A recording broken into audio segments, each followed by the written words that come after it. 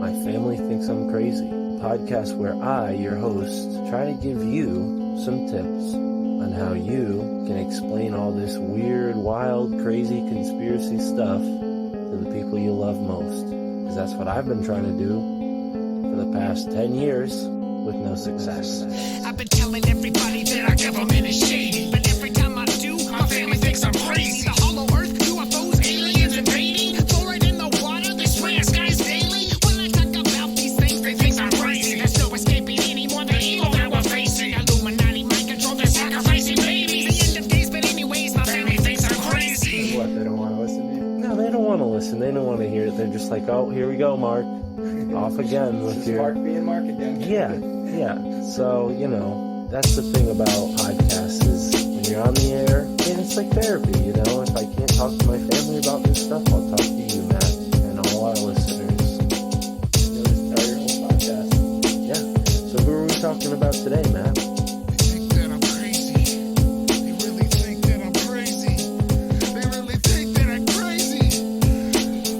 My family thinks that I'm crazy. Something alien and strange has invaded the Southwest, a gigantic and inhuman power from another world. They look like Martian monsters in this pastoral scene. Skeleton towers of steel over 120 feet tall posted across the landscape in military file from horizon to horizon. From the cross arms of the towers hang chains of insulators bearing power line cables buzzing with electricity, transmitting power from the Glen Canyon Dam and the new coal-fired generators near the town of Page to the burgeoning cities of Las Vegas, Phoenix, and Southern California. From the silence of the desert to the clamor of Glitter Gulch, the fool's treasure of one region is transported and transmuted to the nervous neon of another. Energy, they call it. Energy for growth. And what is the growth for? Ask any cancer cell. These are the words of the late, great Edward Abbey.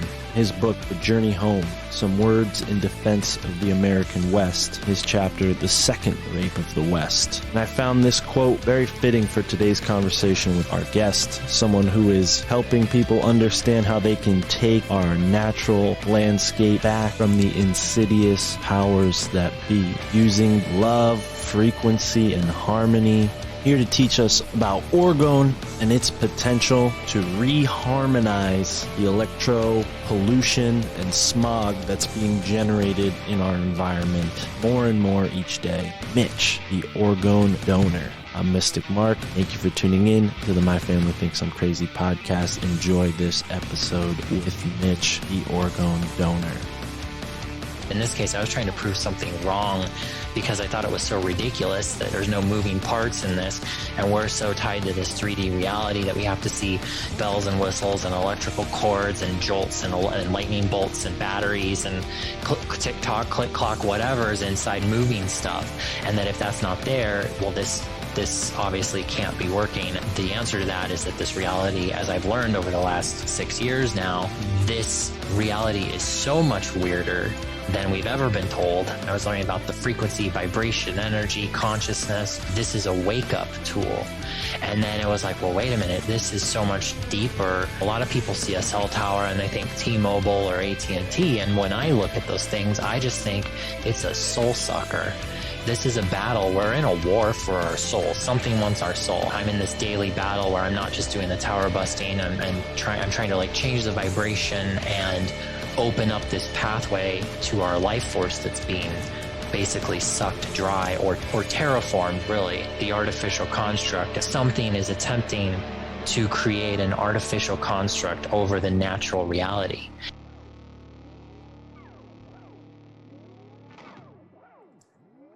All right, ladies and gentlemen, thank you for tuning in. Today on the show is someone who I think is doing us all a huge service, implementing something that the technocrats, the ruling class, really don't see coming, and this is the angle we need to hit them on. So without further ado, Mitch, how are you, brother? Thank you for joining us on the show. I got to ask you one question before we before we get an introduction from you. Does your family think you're crazy? My family doesn't really pay attention or know what it is that I do with my day-to-day life. So, So they we don't can have a imagine, clue. we can Yeah. imagine they might. They might. Yeah. Well, Yeah. you're right at home here, and we definitely want to give you an opportunity to share what you're doing with our audience, because I think a lot of people come to this show feeling like they see what's wrong with the world. They don't know quite exactly the specifics, but ultimately they want to help, even if it's just being a part of the conversation and listening. So let's go to square one. You know, when did you start to see something was up? You know, like, was there a sort of wake up moment that you had in your life that eventually led to discovering Orgone? Yeah. So as far as there being a definitive moment, for me, it wasn't a definitive moment for learning about Orgone, but it was paying attention to the sky. And it was after being outside of the US for a little while and seeing different patterns in places, which years down the road now, I would look back and say, oh, that's interesting. I was in a country that had almost 0 cell phone towers. That's going to be part of the conversation today. And so to be seeing different things in the sky and then coming back to the States and noticing different patterns and things in the sky that, you know, you look at it and you just know it's not normal, not natural, clearly not natural. And so I want to say that would have been around like about 2014, 2015. I had always, like a lot of people, I had always known about things like the dirty word chemtrails. We didn't know what it was. We didn't know what to call it. We technically still don't know what it is. That's one thing we'll talk about too. That's an opinion I have that a lot of people do not like, but it's this thing became a part of my awareness that as I was learning about the consciousness stuff, the energy, I was learning about money production, and, you know, go learn about the Federal Reserve, and you'll learn every decision that's ever been made for this country, really for this world. But on top of that, you start to learn, oh, wow, there's an energetic component to this. This isn't about money. They can always print more. I laugh when people tell me anything is about money, because it's never about money. It's about something much bigger. But so about that time, just sort of compiling all of this information, paying attention to the sky, I hit a point of, like a lot of people, I hit this point that was basically very depressing. I felt like it was hopeless. This idea of there was this boogeyman in the sky doing these things, and that, you know, what do you do with that? And I know we'll go back and we'll talk about that in more detail, what I call the fear porn stars who keep that cycle going as people like myself are out there trying to solve the problem. But after compiling all of this stuff together and learning, you know, why I'm doing nothing here other than worrying about it, like, what can I do? And I think it would have been in 2015 that as dumb as it may sound, I remember doing a Google search for, can you stop chemtrails? And I came across this hockey puck thing that I thought was incredibly stupid. And I was at a point in my life with my career that I had all this free time. I was very lucky with both freedom with my time and my money, that I was able to basically venture out and try to prove something wrong that I was learning. And one thing led to another. This was in late 2015, early 2016, and I was in Chicago. And I started doing the activity that we call tower busting. And, you know, it's just gradual, little by little, making these things, putting them out there in the world and utilizing them against these, what I call weapons, frequency weapons. And, you know, after putting them around so many and doing this thing we call gifting, putting this gift out to the world around these weapons, I started seeing a lot of changes. So I jumped in with blogging and documenting, and, you know, I hit this point where I knew I was like, this is my purpose for whatever reason. I don't mean to sound cliche, but everyone I know does have their purpose. And I know this is at least one of mine, if not many others, but I just really jumped in trying to prove this thing wrong.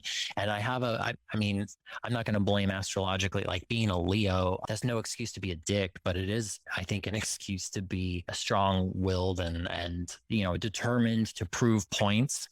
And that's always been my demeanor, to try and prove a point. And like I said, in this case, I was trying to prove something wrong because I thought it was so ridiculous that, and we'll talk about this too, about the fact there's no moving parts in this.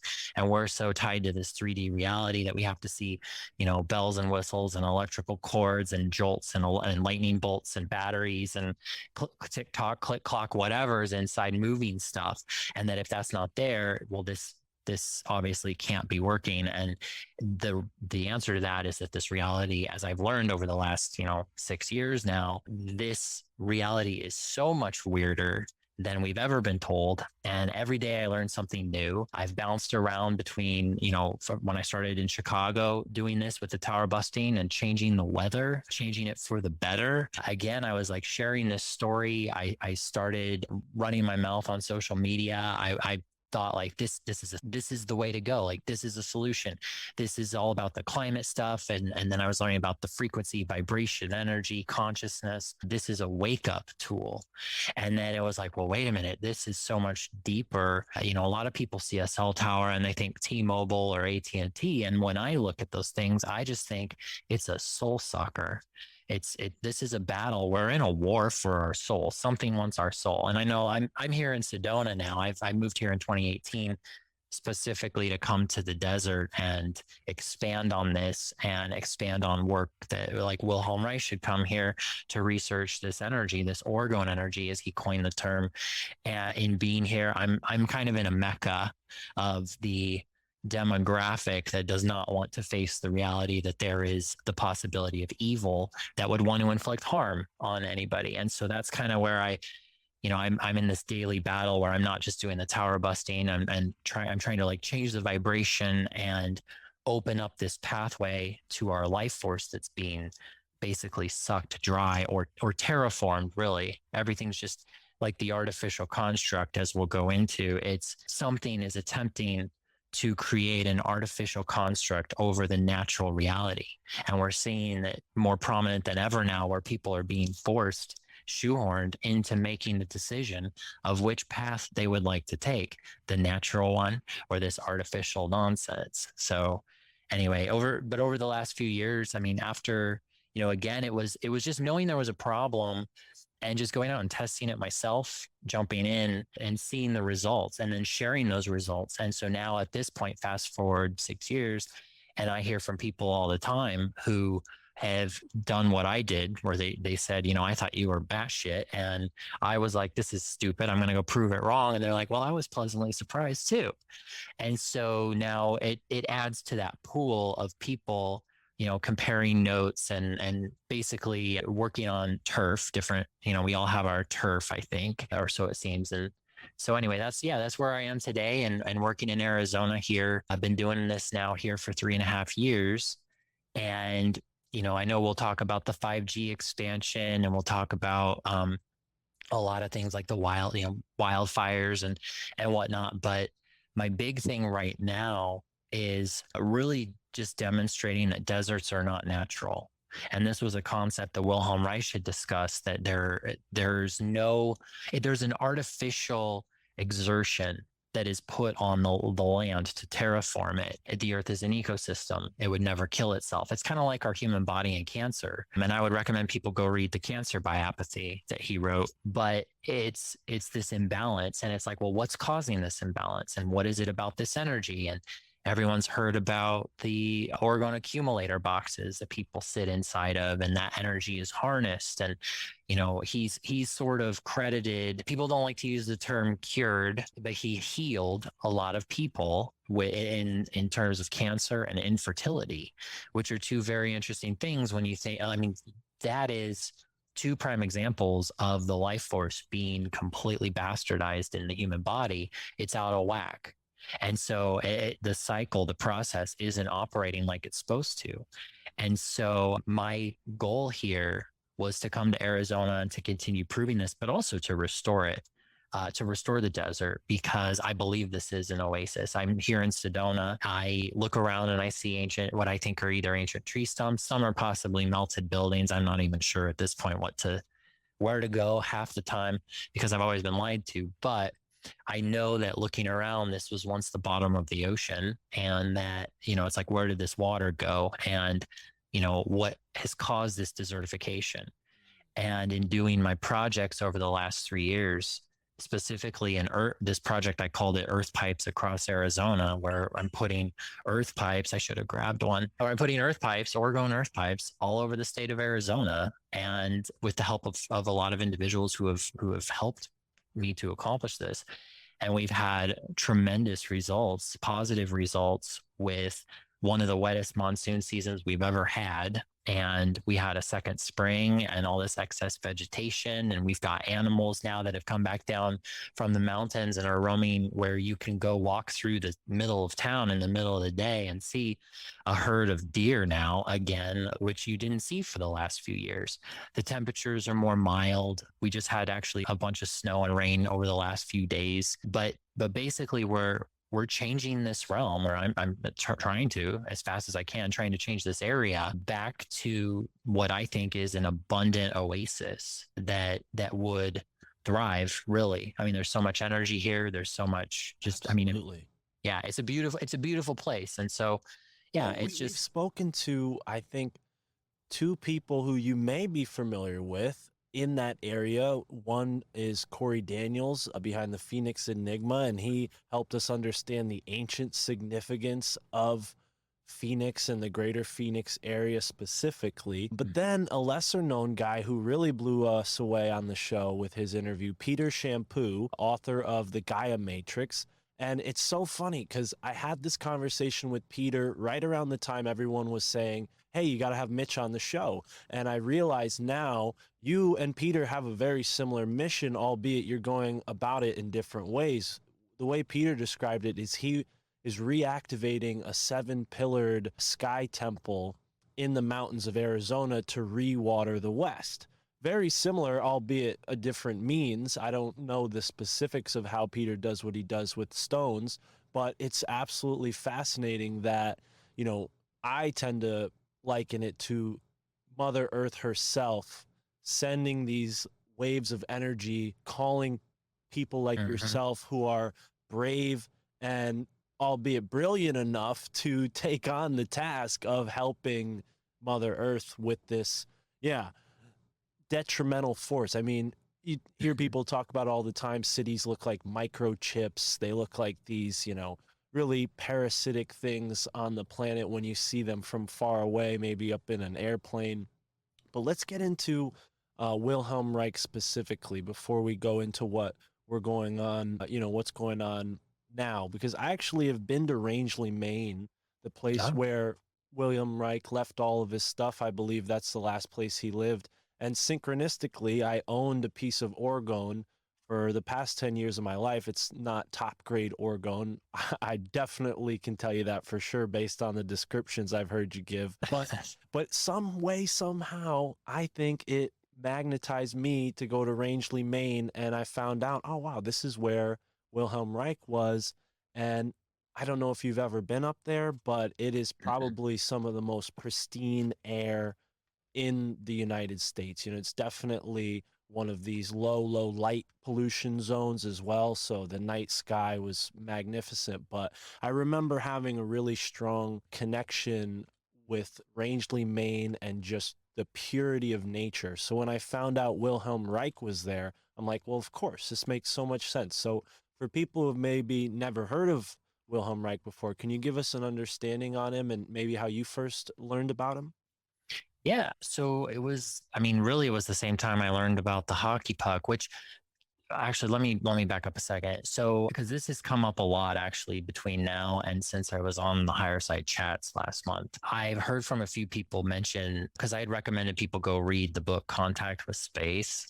And so I had like 3 or 4 different people who contacted me and I said, hey, Mitch, I bought that book from the museum up there, and from the Wilhelm Reich Infant Trust Museum. And I forget who it was on the board, had reached out to them and asked them, like, hey, we've noticed this massive uptick in the sale of this book. We were just curious, did you hear this from somebody?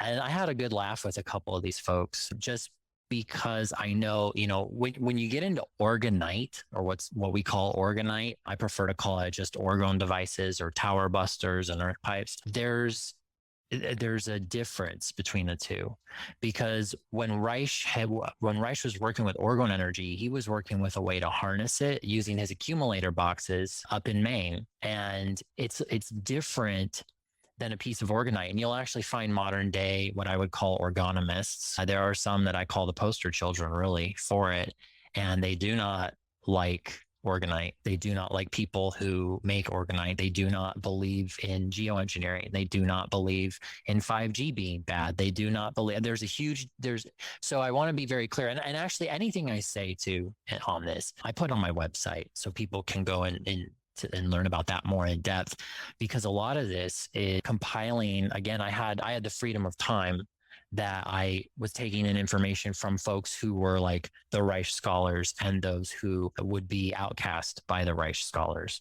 And so, but in the case of Reich, he was working with his Orgone accumulators in Maine and with his cloud busters and whatnot. But everyone knows like the generic stuff. He was a protege of Sigmund Freud. He ended up getting in trouble with the government mostly. Well, the front page story is that the FDA didn't like what he was doing as far as healing people. If you read the Orgone experiment and Contact with Space, I think it goes a bit deeper than that. A lot of it has to do with the fact, like what he called energy alphas, or we call them parasites now.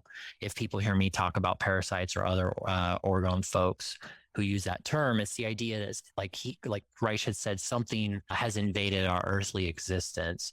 And you're going to find that a lot of the folks who are big into Reich, they don't like to dabble in the idea of the alien stuff.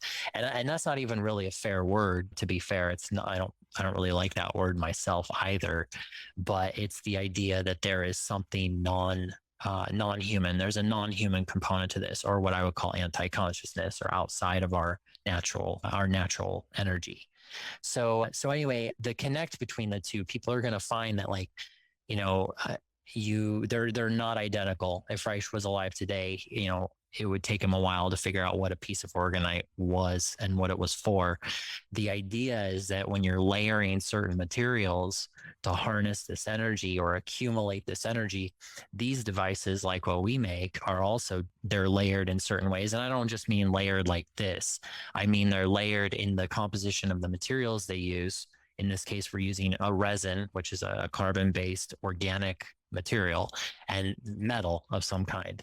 Well, when you're using metal powder and you're mixing it with resin, think of every particulate that's a layering throughout the entire web of that, between a layer of resin coating each one of those molecules or each one of those flecks of metal.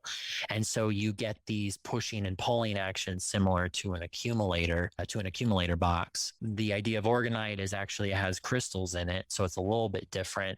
And there is debate. The thing is if we did this interview like a year ago, 2 years ago, I had different opinions about a lot of things. And these continue to keep evolving because, somewhere along the way, one of the folks who is credited with inventing the chembuster, which is the tall copper pipe thing people have probably seen on my website, that is based on the cloudbuster. It's the sky cleaner. Don Croft had said at times, Don Croft being the man who's the reason we have a gifting movement, or the idea of gifting and busting towers. But he had said, I'm not even sure that these need the crystals.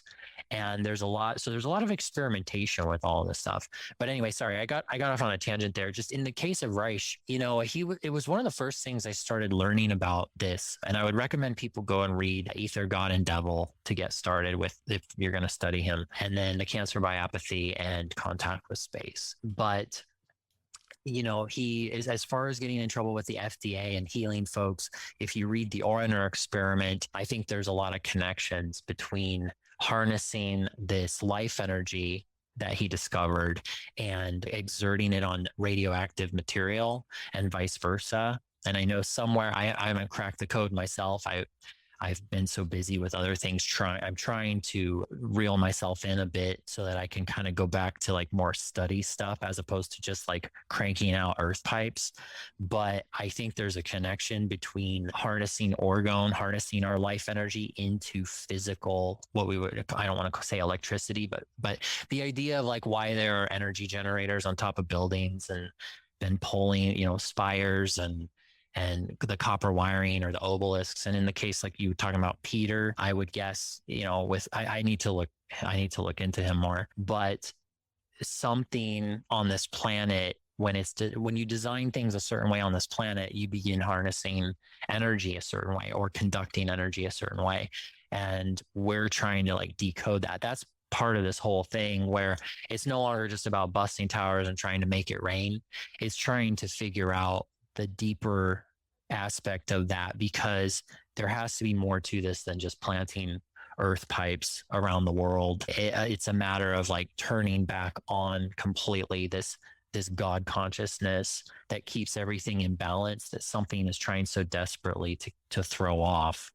And so anyway, yeah. So, I mean, when you get into tower busting, I mean, I don't know. I think the stuff with Reich, because a lot of people write to me and I think they confuse the two and they're not the same. Like I would recommend people go and obviously read his books. And then also there's a gentleman by the name of James DeMeo. People have probably heard of him.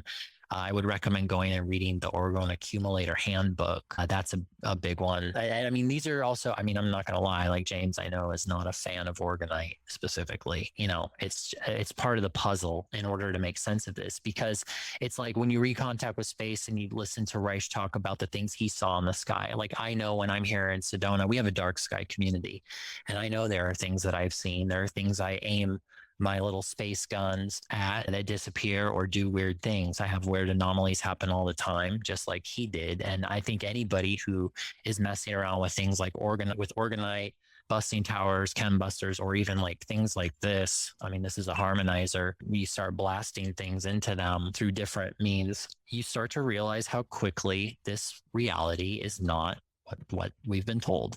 And so, yeah, it's just this like constant puzzle piece. It's just puzzle pieces. All you're doing is putting puzzle pieces together, Right. and trying to figure out. Because, I mean, somebody the other day, well, I still sound elitist. I'm sorry. I'm in my head, it sounded better, but somebody just jokingly said like, "Hey, Mitch, do you think you could be the reincarnation of Wilhelm Reich?" And they were the old guy. I was like, that was cute, but it's bigger than that, because I mean, I think he died in like 1957.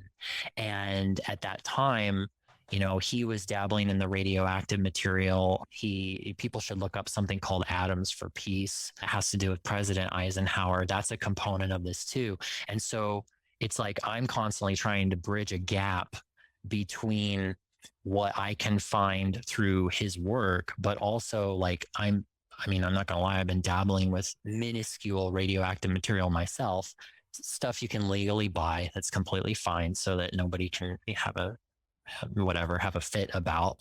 But it's, just trying to experiment and figure out, just like the earth pipe experiment. I knew that if we gridded, like I see where they put these towers, they put them on certain energy points, they put them on the ley lines, they put them on water towers and around water sources. Well, we know water is a fantastic energy conductor. Water is essentially I think it's the key to this realm, really. It's the essence of life. So you start to find these patterns and you just start testing against those. And it's like, oh, what a coincidence.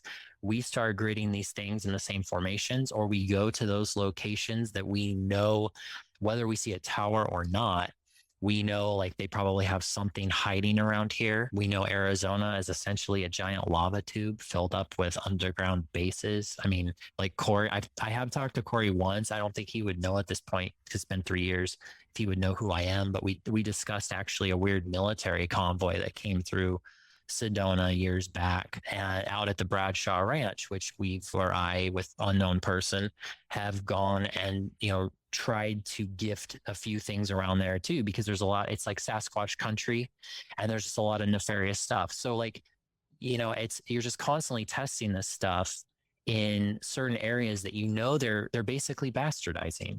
that they're, for whatever reason, it's like they know something about this energy, and we know a lot about it too. We all know energy, frequency, vibration. We know what Tesla said, but it's a lot deeper than that, and it's trying to find that every day. Right. That is really, it's difficult, you know. And so, Well, and you make such a great range of points. It's hard for me to focus in on one thing, but I do want to get to the actual architecture of this, because as you say, we have ways of figuring out what's going on with this energy grid. And I think a lot of people, especially with the popularity of a subject like Tartaria, have begun to re-examine the buildings and the way they look. And I've had a couple people on the show who've talked about the resonance architecture of certain old world structures. And what it seems to me like, from my perspective, is that there are certain groups who have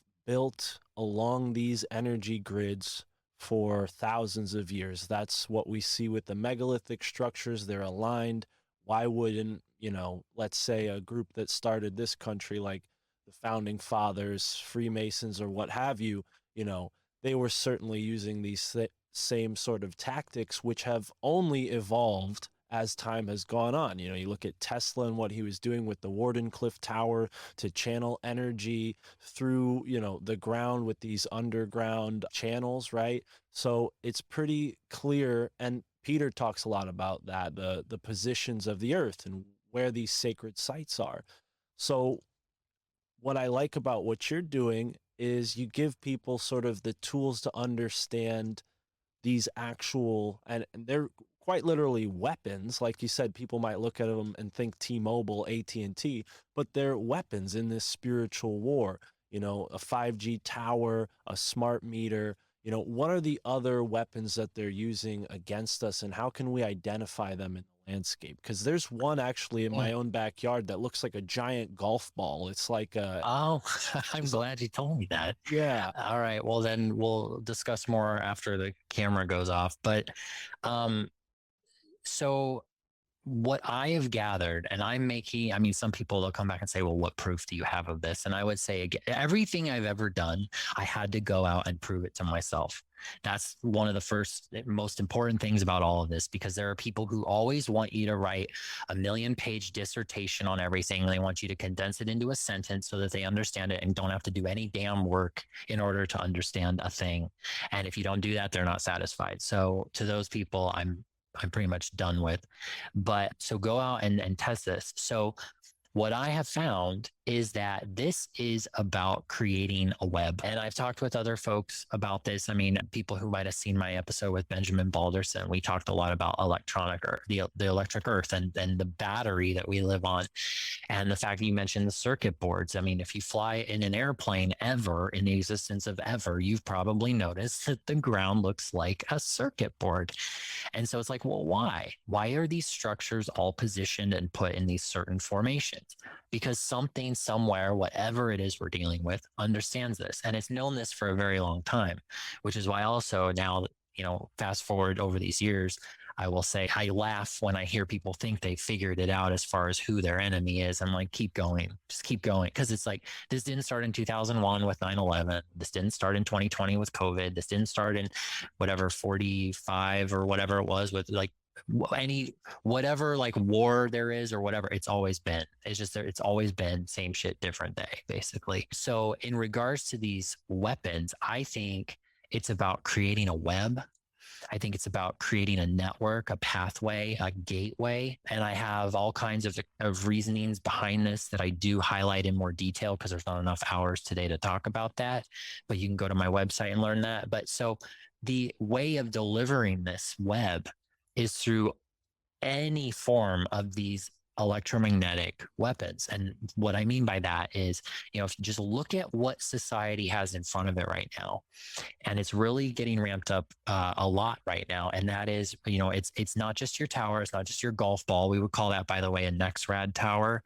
Some people call it Doppler radar. They call them weather stations, and they literally are that, because those are what I call those Death Stars, really. Those are just massive in this That's agenda. the impression I got when it appeared a couple years ago. I started seeing it on my commute on the highway, and it's like right off the main commercial road too, which is odd, but they have it positioned in such a way that you can only see it while you're driving 70 miles an hour down this one highway.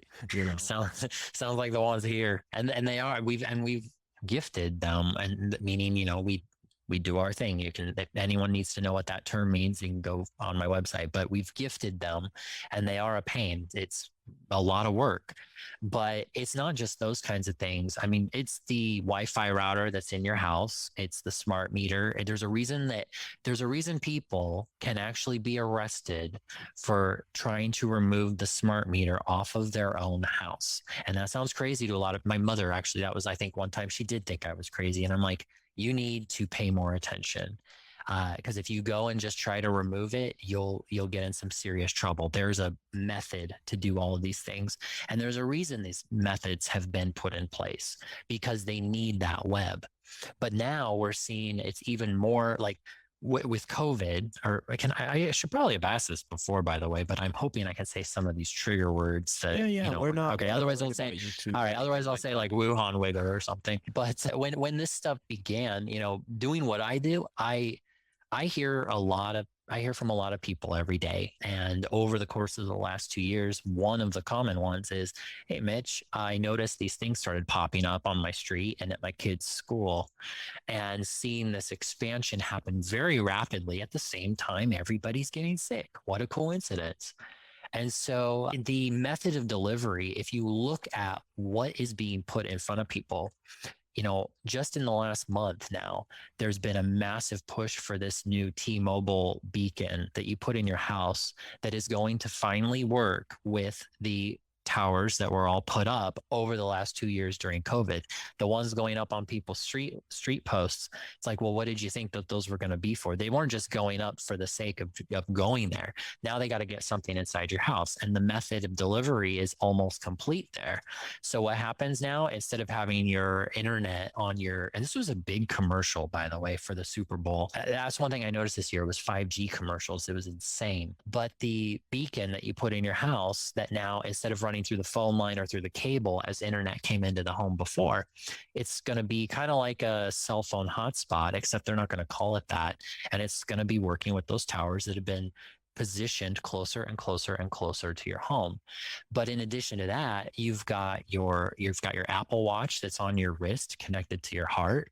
You've got your Bluetooth headset, that these microprocessors, these AirPods, and they're microprocessors that are inserted next to your brain. And I saw an alarm clock now where you and your spouse or significant other can each wear a ring on your middle finger. Well, what do you think the middle finger is attached to? And it will buzz you to wake you up without waking up your partner. And when I saw that one, I thought, good God, like it's just going to get closer and closer and closer. And of course, now you've got the poison dart with certain types of elements that are being injected into the body, because somehow the wrist and the ears and the finger still aren't close enough to the mind, body, and soul. And so you pay attention to this method of delivery, and it's like, look around, that stuff, these EMF toys, or what I call weapons, they all are contributing to this web. And within that web, it then electrifies this atmosphere. It ionizes everything and positively charges everything.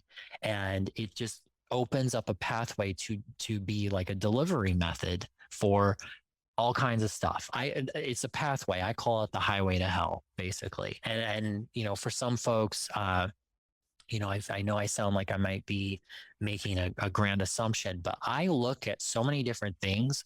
And one of those components, I was recently learning about the Amish and the idea of why they are against electricity in the first place. And I thought it does boil down to it being demonic. And now I don't know everything about being Amish, but I do know that there's a there. And so when you compile that with everything else that we're seeing with dirty electricity and power lines, and like, why do the kids under power lines develop cancer? Is it just radioactivity mutating the cells? Or is it, comparing it with Reich's work, is it more about throwing the body out of alignment, killing off the life force that comes from source, and replacing it with this manipulated thing? And now that the body is out of alignment, the same way the planet's terraformed, the body's terraformed, and it starts producing these things that basically kill itself. So it's like, it's a never ending puzzle piece. But as far as the question of identifying these things, just look around at how they are attempting to get these microwaves, radio waves, all this, the EMF, Bluetooth, everything around you, and getting this bubble. How are they creating this bubble? And it's really with the push of like the metaverse. And I can't keep up anymore. That sometimes I just, when I wake up in the morning and I hear whatever is going, whatever the shit show is going on that day, I just have to tell them, I have to like tune it out and just say, just keep going and just go do what it is you're supposed to do. Go and bust as much of this stuff as you can, as quickly as you can. Keep fixing, improving, enhancing the weather, bring back the wildlife, restructure the water, and just try to focus on that, because yeah, it's getting really difficult. And the rate of this and the climate hoax and everything else, it's like the COVID was a test run for a climate lockdown. And I think they know now that they can successfully do it. I don't know if I don't want to be alarmist, but I will say one thing I've noticed, and this is with Mike over at Alpha Vedic, we've both been paying attention to our rain, our precipitation, and really the entire western side of the country. And I'm pretty sure that this year they are going to attempt something that we've never seen before when it comes to things like wildfires. And so I just, again, it's one of the reasons it was a kind of a challenge too for us to even coordinate, because I've just been that busy trying to hammer out as much as I can in the quickest amount of time possible. So yeah, when you see these things enter your life, these weapons, sadly, there's not a better thing to say other than you have to say no to it. You have to get away from it. You can't consent to being a part of that. And I know one of the topics I wanted to also discuss with you today, we'll shoot over to it later so I don't get too much on a tangent, but that is the idea of Band-Aids. A lot of people think that they want the pill, they want to have it. Like if you have to say, Alexa, what is Orgonite? Then Orgonite is not for you. And if you are going to have those kinds of technologies in your life, this is about consciousness. But if you are not able to make the right choice and I do think there's a right choice in this case, to make the right choice in regards to consciousness and the natural realm, and saying no to this, demonic nonsense, then I don't know how much this is going to help you, basically. Agreed. And I would hope that when people find the show, they're already halfway there. And I think it's a good sign. I bet more than likely they are. But I will say, I spoke to a brick wall for about the first 5.5 years that I did this. And it was Chance's show on Interverse that, I had a couple little things here and there, but nothing that really stuck. And it was after Chance's show that this pathway opened. And that's only been since last May. And so the amount of people, I get, at this point, I get more emails and phone calls a day than I can handle. I'm like 100 to 150 a day. And it's from a lot of people who have figured out like, oh, wow, I didn't realize that there was something I could do about this. Or it's, and some people talking some people down off the ledge or whatever. It's a lot. It's very overwhelming. But yeah, it's most of the time, I think they're pretty aware because of how they found me in this case, like with your show. But you'd probably still be surprised. There's always going to be people out there who they want the diet pill. And unfortunately, those don't exist for anything out there. Anything that's an actual solution is work. It's always going to be work, because anything we're doing is going to be work. So, right. Well, and you're absolutely right. I think one of the most inspiring responses we've gotten from the show is when people go and take some research they've heard and then apply it to their own backyard. In the case of my friend Michael Wan, he's sussed out, we'll say, all these really amazing things about the Susquehanna River. And that's just inspiring so many people to be like, hey, I live on this river and I found, this. So, honing in back towards the topic I wanted to get into, and you mentioned wanting to get into it as well, desertification, right? And these features of the landscape. You mentioned also that they tend to build these towers near water. What exactly is it about water, or maybe what about the landscape can we maybe have in our knowledge base so we can better assess where these things might show up? Yeah. So I'm trying to think of the best way to say this. Sometimes people will put words in my mouth when I say, like, you should go look at this area, and they'll want to go do something, be like, hey Mitch, here's what I did. And I'm like, no, don't do that. Like, I don't know you. So like, I want to be very clear. I'm not encouraging any kind of behavior Right. when I say what I'm about to say. But in the case of the water, for me, one of the first things I learned about with water that came on my radar at the same time as tower busting was Masaru Emoto. And I was seeing the experiment. A lot of people were using Orgonite. I make like, everyone's got their whatevers. One of the things I make these little coasters that you can put your water on it. You can what we call charge the water or restructure the water. And there are tests you can do with some of these devices where you're putting it in the freezer and you're freezing the water. It will freeze the structure of that scalar wave cutting through the water. So when I was learning about the water and then just comparing that with like, if I'm researching somebody like, I always forget his first name, but I think it's John Levi or John Levy. I forget how to pronounce the last name too, but stuff with Sartaria and stuff with like energy conductors, buildings, things like that, monuments, connecting these things and realizing like, well, now what is it that these people knew that they positioned these things the way that they did, and then comparing that with something that seems like Verizon but isn't. It's like, what is it that they are positioning their stuff for? We recently went to the Hoover Dam back it would have been, I guess now I shouldn't say recent, it was September, but around Lake Mead and the Hoover Dam, because Lake Mead has been supposedly low. I debate certain things with that. I know other people will argue and get super pissed at me when I say it, but we went there because we wanted to do some gifting, and I was just horrified at the number of towers that are around the Hoover Dam. And actually, I noticed the Hoover Dam had these, because I noticed them in St. George, Utah as well. We were in St. George a few days before, and I noticed these white billboards. Look for and blank white billboards. They're like large squares positioned. They look like an empty billboard, and you can tell on the backs they're wired to something like with the towers, and they're positioned in a way that they aim down in like in St. George's down in the valley, and so they're reflecting something. They're doing something to reroute or enhance. I don't know exactly what they're doing. The EMF readings on them are insane. So, we notice those around like the Hoover Dam. And so it's like when you see stuff like that, you pay attention to like ask the question of why this stuff would be on there.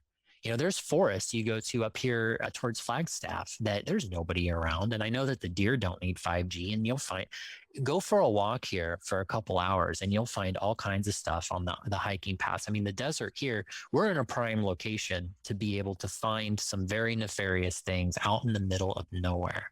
And we found it time and again. And it's like, well, I know that, someone could say, well, there's probably something there. It's probably underground. And I'd say, yeah, you're probably right. But as far as then that asks the question, why is this here? Who's it for? It's like, it's always, the answer to everything is always this is so you can download your movie faster. Seriously? Like, that's the answer to everything every single time is you can download your movie faster now. Bullshit. Faster the propaganda can get into your brain and distract you from all this stuff. Working with everything else you've been poisoned with, because everything you can do to manipulate your genetic material. There's no coincidence you get on a giant microwave zapper just before getting on a metal tube with wings and being hurled through the sky with a bunch of miserable people who have just spent 3 hours waiting at a miserable location, being treated miserably. It's like energy conductor. It's nothing but an energy conductor. And so you have to look at, for me, all of this work I've done Like, I don't know everything about chemtrails, but I know that I know more about chemtrails now than I did learning about the patents or learning about what it is the government at least says that they're spraying me with. And this is through experimentation, right? Well, yeah, because if you, so I tell people go to my website, and on the top of the page on the on the geoengineering tab at the top, there's a drop down that says best of chemtrails. And I've got some doozies there as far as things breaking down. And I would challenge anyone to argue that that is either water vapor or that that is aluminum, barium, and strontium.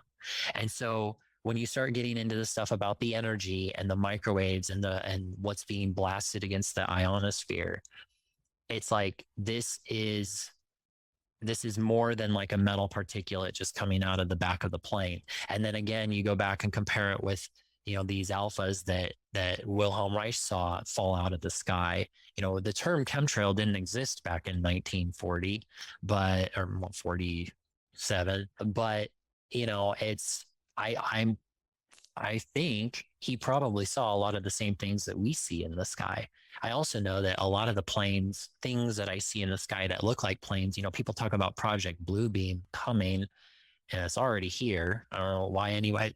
They're always, we always say like, oh, they're like 200 years ahead of us with technology. That's true. It's probably more. And so that means everything. And so that would also include things that you may see in the sky.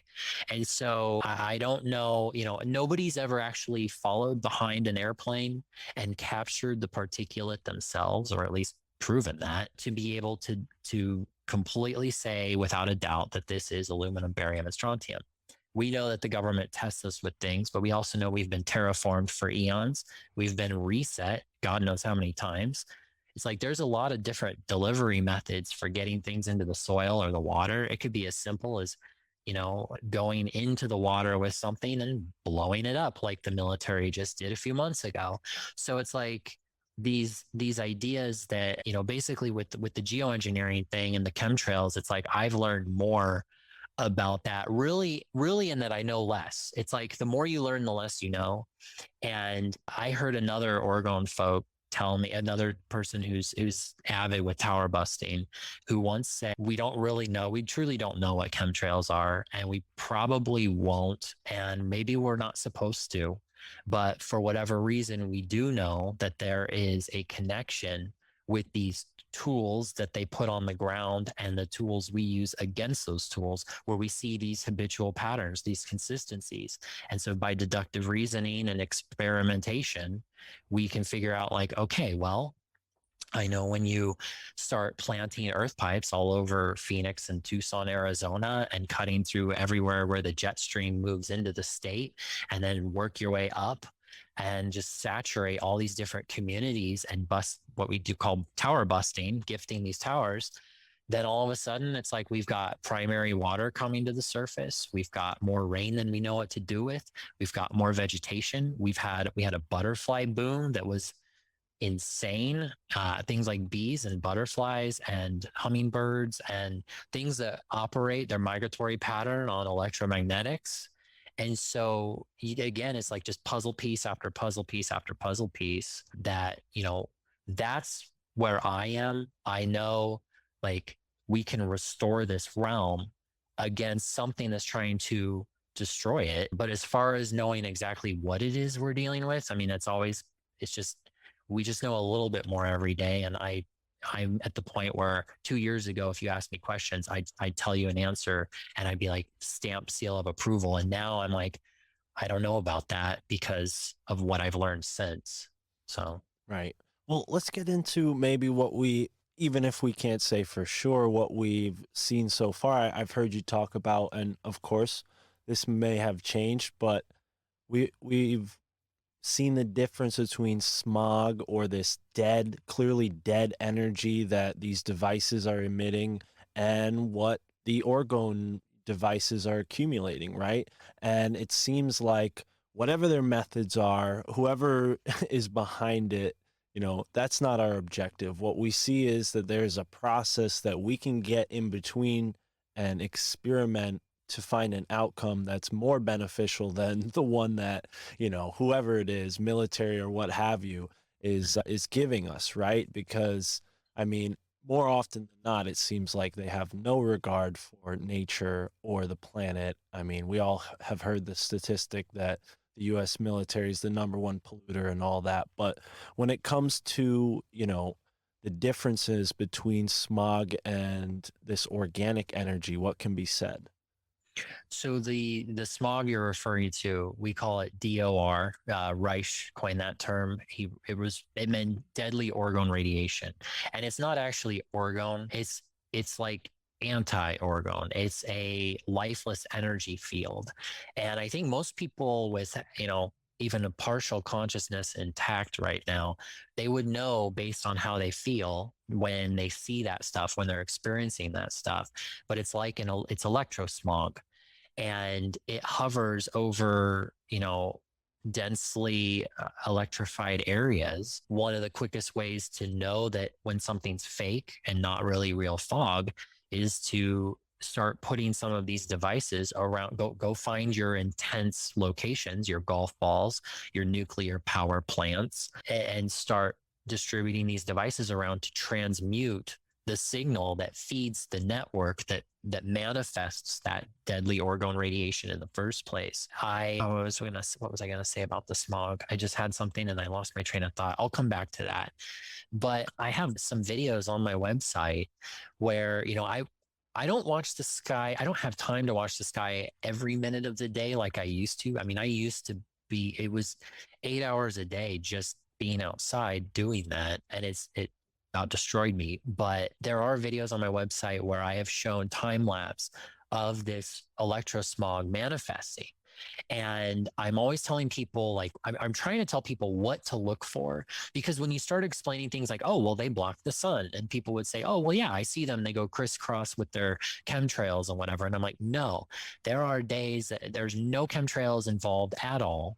And then if you watch it and you time lapse the sky, you can watch this stuff. It manifests out of nowhere. And all of a sudden the blue sky is gone and you've got this whitish gray, just ugly blotch oil slick looking canopy that's covered over the sun. Sometimes it's big and everyone can take pictures and see the sunset. And we know, like, that's another component we'll go into is sunsets and sunrises. They intentionally block. Yes, they are as aware as we are that it is beneficial to view the sun in those prime times for sun gazing for obvious reasons that have to do with our consciousness and DNA and all that. But the things when people do look at the sky, it's usually like at that point, it's completely blotched out. And what I'm saying is that there are times, and this is every day, even today, I noticed we had a crystal clear blue today with some what looked like clouds, but I know they were fake clouds. And I pride myself. I think I can identify fake clouds pretty well, that other people, I see pictures on Instagram all the time and they're like, oh, finally got some real clouds. I'm like, those aren't real. And you can tell they're not real based on if you time lapse the sky, watch where they go, watch how it doesn't matter what position, doesn't matter the wind direction, it doesn't matter anything. They will always gravitate towards the sun as the sun moves through the sky throughout the day. And they will try at some way, shape, or form, they will try to obstruct the sun for as long as they can, even if they don't successfully do it, where, you can be outside on a hot, sunny day and everyone else is having a great time and whatever. And I'm looking up and I'm like, you can see the faint it's like off blue. It's very pale sky blue because you can tell there's an energy barrier up there and they're shielding something from coming in. And it's more than, my guess is it's something that would be very beneficial to us. That is probably, again, connected to this cosmic energy and consciousness. But when you really look for it and you'll get really, I think once you start looking for it, you'll get better and better at it. And you'll be like, oh, because it's every day. Every single day. It doesn't matter how blue the sky is. You'll see it when you look for it. But I have some videos on my website I recommend that are time-lapsed and showing it literally like manifesting very thick right in front of the sun out of nowhere. It's just all blue around, but it's right over the sun and it just keeps going. And every time this blotched, it's like tumbling because I've got my chem busters outside all positioned on that area to try and disintegrate it. Or I've got all of these devices in my home aimed and positioned at it to try and disintegrate it. So it's like this ongoing battle. but you can see as the sun moves, it's like only over the sun. It's all day long. What are the odds all day only over the sun? Well, Or that no, and yeah. to your point, I don't know if you're familiar with this theory. I don't quite remember. It could have been Crow 777 who talked about this, and this is where I heard it from. But I remember, I mean, I was born in 1994. I remember the sunsets being or having more of a golden quality to them. And it seems like, and I've even seen like somebody suggest that the scientists are saying the sun's turning white. It's evolving to be white somehow through its evolution as a star. But what can be said about like the sun and its healing qualities? Because it's clear that they're trying to block it. I mean, I've seen the same Yeah. thing myself. It's not easy to see a sunset anymore. It seems the clouds are just always there. Yeah. So when I started doing this in Chicago, there were many times it was super easy to see the obstruction with the sunrise because you could look out over Lake Michigan. And so it was about the same time. I mean, when I mentioned going to another country, we went to Costa Rica. I saw the full moon for the first time in 9 years, 10 years at that time. And it had clicked in my head that the whole time I'd lived in Chicago, I was like, I can't remember seeing a full moon. And that's when I was starting to pay attention to like what's being obstructed. Well, then along came the sunrises and sunsets and noticing that it's not just crisscrossing and whatever, that it's these blotches, these patches. And so part of the puzzle that I came across as I was trying, again, learning about like the energy and the water and just everything. Part of that was these cultures that sun gazed. And so I just started timing it. And it was like I could position a chembuster, the tall 6 foot, 8 foot things that are out in the yard. I could position those in a way to aim them like a bazooka at these blotches that were covering the sun and watch them in real time disintegrating. And it's like, and then but what you would see is like, if you like, let's say I'm the view you're seeing of the sun, and here's the sun, and you see these things, you might cut right through them, and all of a sudden you see the sun, and now all of a sudden you could just see it like almost like magnetically, just slowly coming together over a few minutes, and boom, the sun was gone again.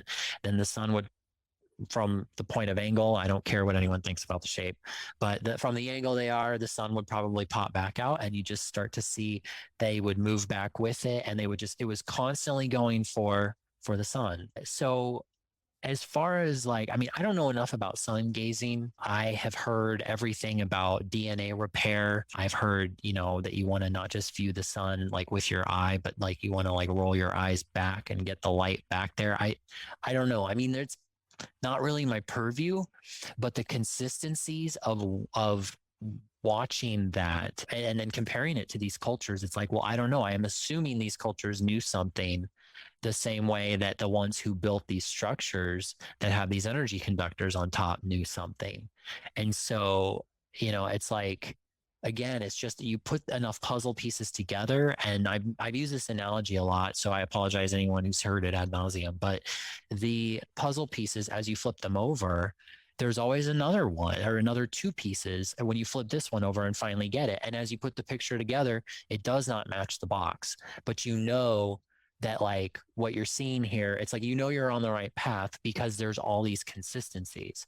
And so it's like, what is it they're doing to the water to destructure it? What is it they're doing to block the light? What is it they're doing to destructure the rainfall that would be coming? It's like at the heart of everything. And this is why I feel like I know more about chemtrails now, is that this is an energetic war. This is an energetic thing.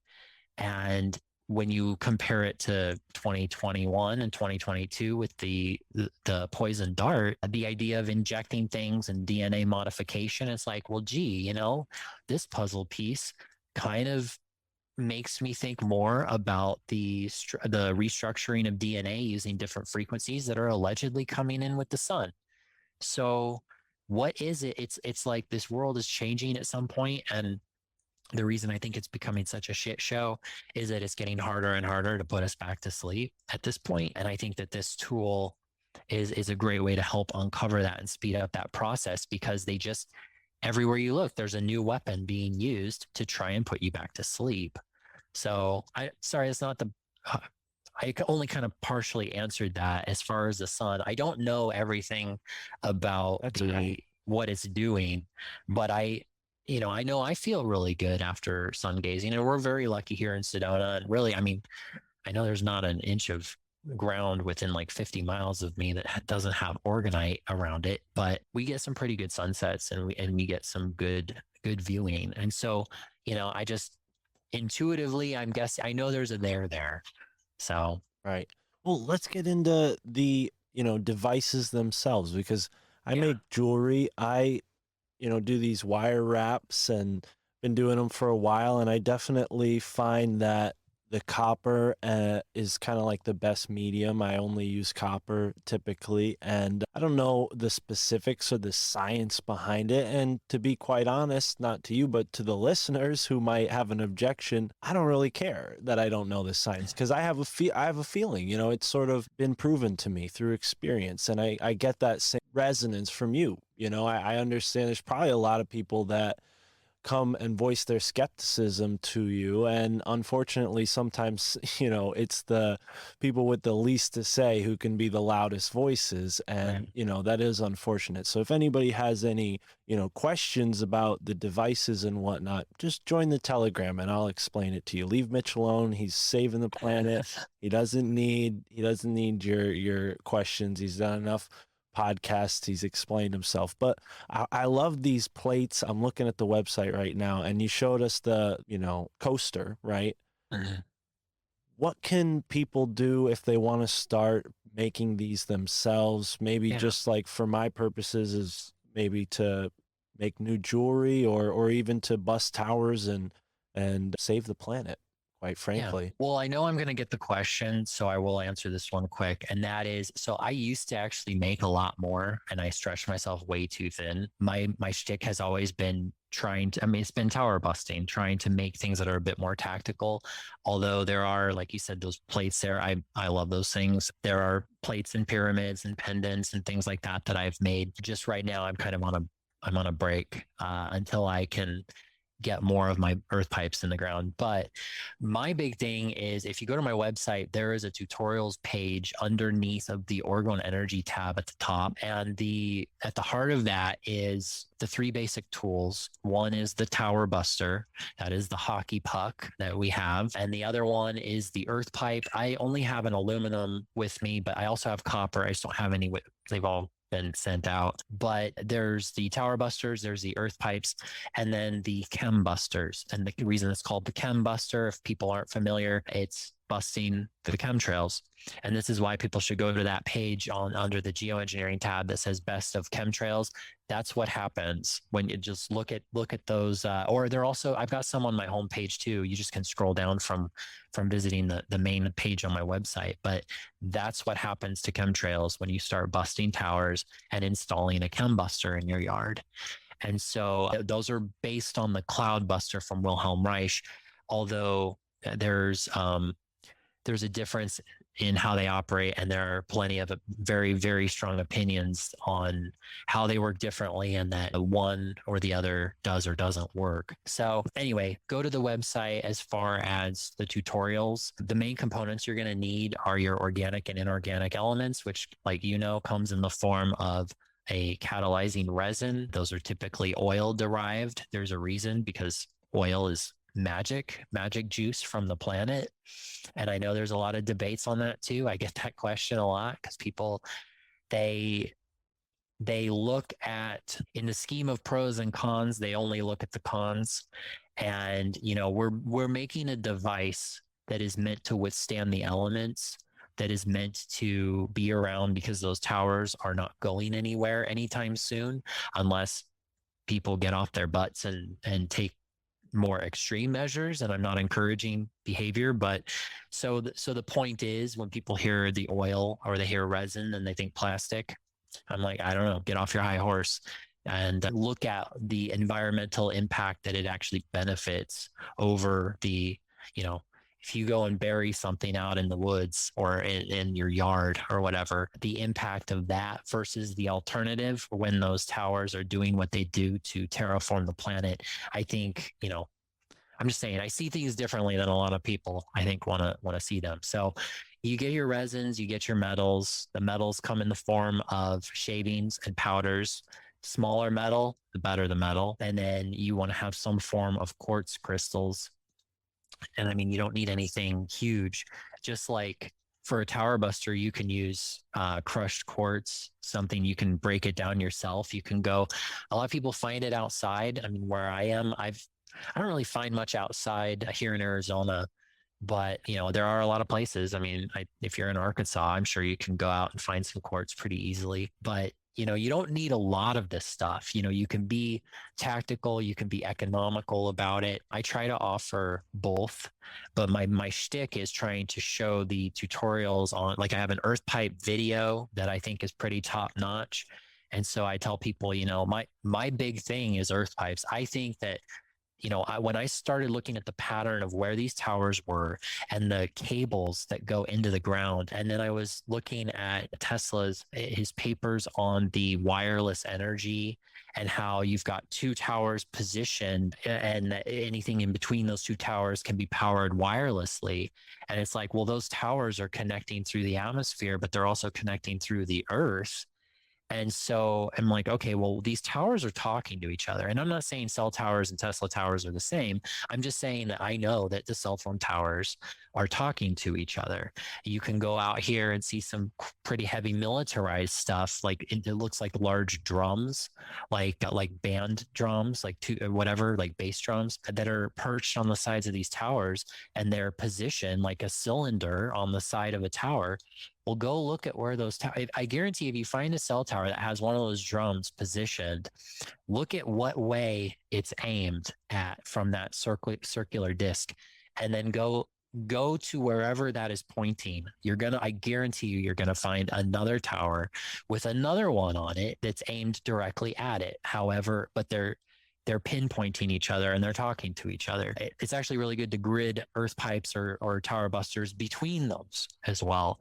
So anyway, sorry, I'm all over the place again. No, it's all right. So we're talking about just to be clear, we're talking about these devices. When we say grid, we're talking about actually planting them in the ground, right? And when we do that, is there a specific depth? Are we only burying them so far enough so they don't get uncovered? Or, you know, can you just chuck one into a bush, you know, an area where it's like thick with bush, you know, what's the protocol? Here's where I give a little disclaimer, because I get asked this question. This is at the top of the top 5 questions I get asked. And again, I don't condone anybody do anything. Like, what you do with this stuff in your free time is entirely up to you. It has nothing to do with me. You do not have to bury tower busters in order for them to operate. So the hockey pucks, it can go anywhere. I mean, and if you're chucking it, that's fine. You know, I know some people who've mentioned potato guns. I don't know if I'd recommend that for everybody, but like ways to launch, if you're going to be somewhere, I'm just saying be safe, but you don't have to bury them. They can literally go anywhere. The tower buster is meant to be versatile. And so, yeah, whether it's in the ground or not, doesn't matter. You put them around your home, you put them, you know, if you were going to grid your home with tower busters, you put one near your Wi-Fi, which really your internet should be wired anyway. But if, you know, have them near your Wi-Fi, put one near your smart meter if you have a smart meter, and then put one near where you sleep. Those are the 3 places I recommend first, and then scatter anything else around. But for the earth pipes, in order for them to work the best, they have to be tapped into the ground and make as much direct contact with the soil as they can. And so you know, it's kind of like a tent stake, I say, and you're hammering it down into the ground. Or in my case, here in the desert, you might want to use a power drill with like a 1-inch drill bit to give yourself, makes it way easier. Some people people write to me all the time and they'll be like, oh, I tried it this way. I'm like, that's great. Like, you'll get intuitive, you'll get creative with it. You can dig a hole, you can hit it down with a mallet, but the idea is that an earth pipe should be buried in the earth. And when you can't get it into the ground, the range on these things is pretty significant. So you would just, pull it back out and find a new place. I mean, there's really not a wrong place to put it. And so, yeah, I tell people, sometimes third time's the charm. If you start hitting rocks like we might, once in a while out in the desert. So, and then the chembusters, the giant tall things, I've got some very detailed instructions about those on my website as well. I don't have videos on that. I know if you look up there, when I started, there were not a lot of people doing this. There were like 4 people that I would have called my like go-to people. And there was like a forum, but there were so many conflicting opinions, too many cooks in the kitchen. There was a lot of infighting. And I just had this mentality, like I got to go and do this myself. And I do encourage that with people. The idea of this is like no movements.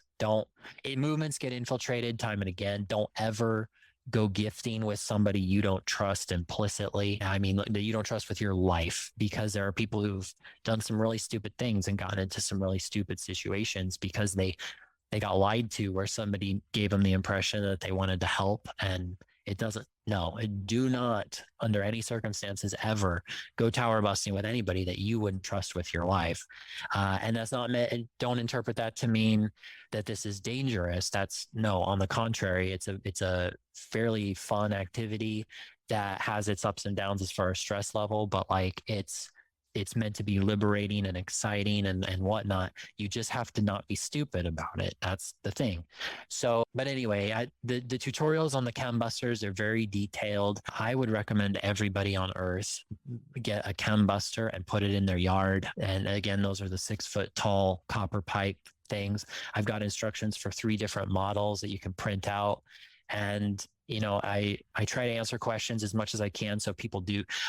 So if you want to get to the top of the list, write to me and ask me questions about the chembusters. Those always get answered first, because those are really big game changers. I mean, those will affect a small community, and they're not cheap to make, but they can be made very economically. So. Right on. And another question that comes to mind on the topic of do it yourself, I have a lot of crystals, from quartz to, all sorts of ones that might not be as tactical. I know quartz is kind of unique, but what about, let's say, similar crystals like citrine or amethyst? I mean, how creative can people get with the crystal aspect of the device? So I've had some very expensive mess ups over the years. And so I would tell people, there's different resins to work with. When you're doing something that I would say is tactical and for gifting, like if you're going to make a bunch of stuff and go venture out tower busting, save your citrine and save your amethyst. Keep it simple. When you're making things that you're going to enjoy in your home, then definitely, this is one of my favorites, and it's hard to see because my lighting's so poor, but like I've got turquoise and lapis and, just a spiny oyster shell, which I love putting in stuff. And some of these things, like they're not necessary, but when you're making pieces like that, you're using a casting resin or an epoxy, I'm sorry, I lost the question. Just that. You're answering it. Yeah. It's just, how creative can we get with the crystals we use? You can be really, the sky's the limit. My question for myself all the time is, will it organite? And so it's like, I have all kinds of things I make on the side. As far as my shop, I keep it simple right now, but I do hope to get back into, because there are some beautiful pieces, and people have heard me. This is a thing I talk about a lot. I think I'm becoming known as the guy that bitches about it. Orgonite, the Orgonite that doesn't have enough metal in it. And a lot of us who are tower busting, I'm just going to say no comment. But if your purpose is to go and bust towers with this. And so if that's the case, like, you want to make sure you have enough metal in it. It's not really so much important about the crystals, just some form of quartz. And in the case of the citrine, citrine and amethyst, as I do, like it is quartz. So it's still got that component in there. There's a lot of talk. And actually, I want to touch on this because it's a common question about how Orgonite works.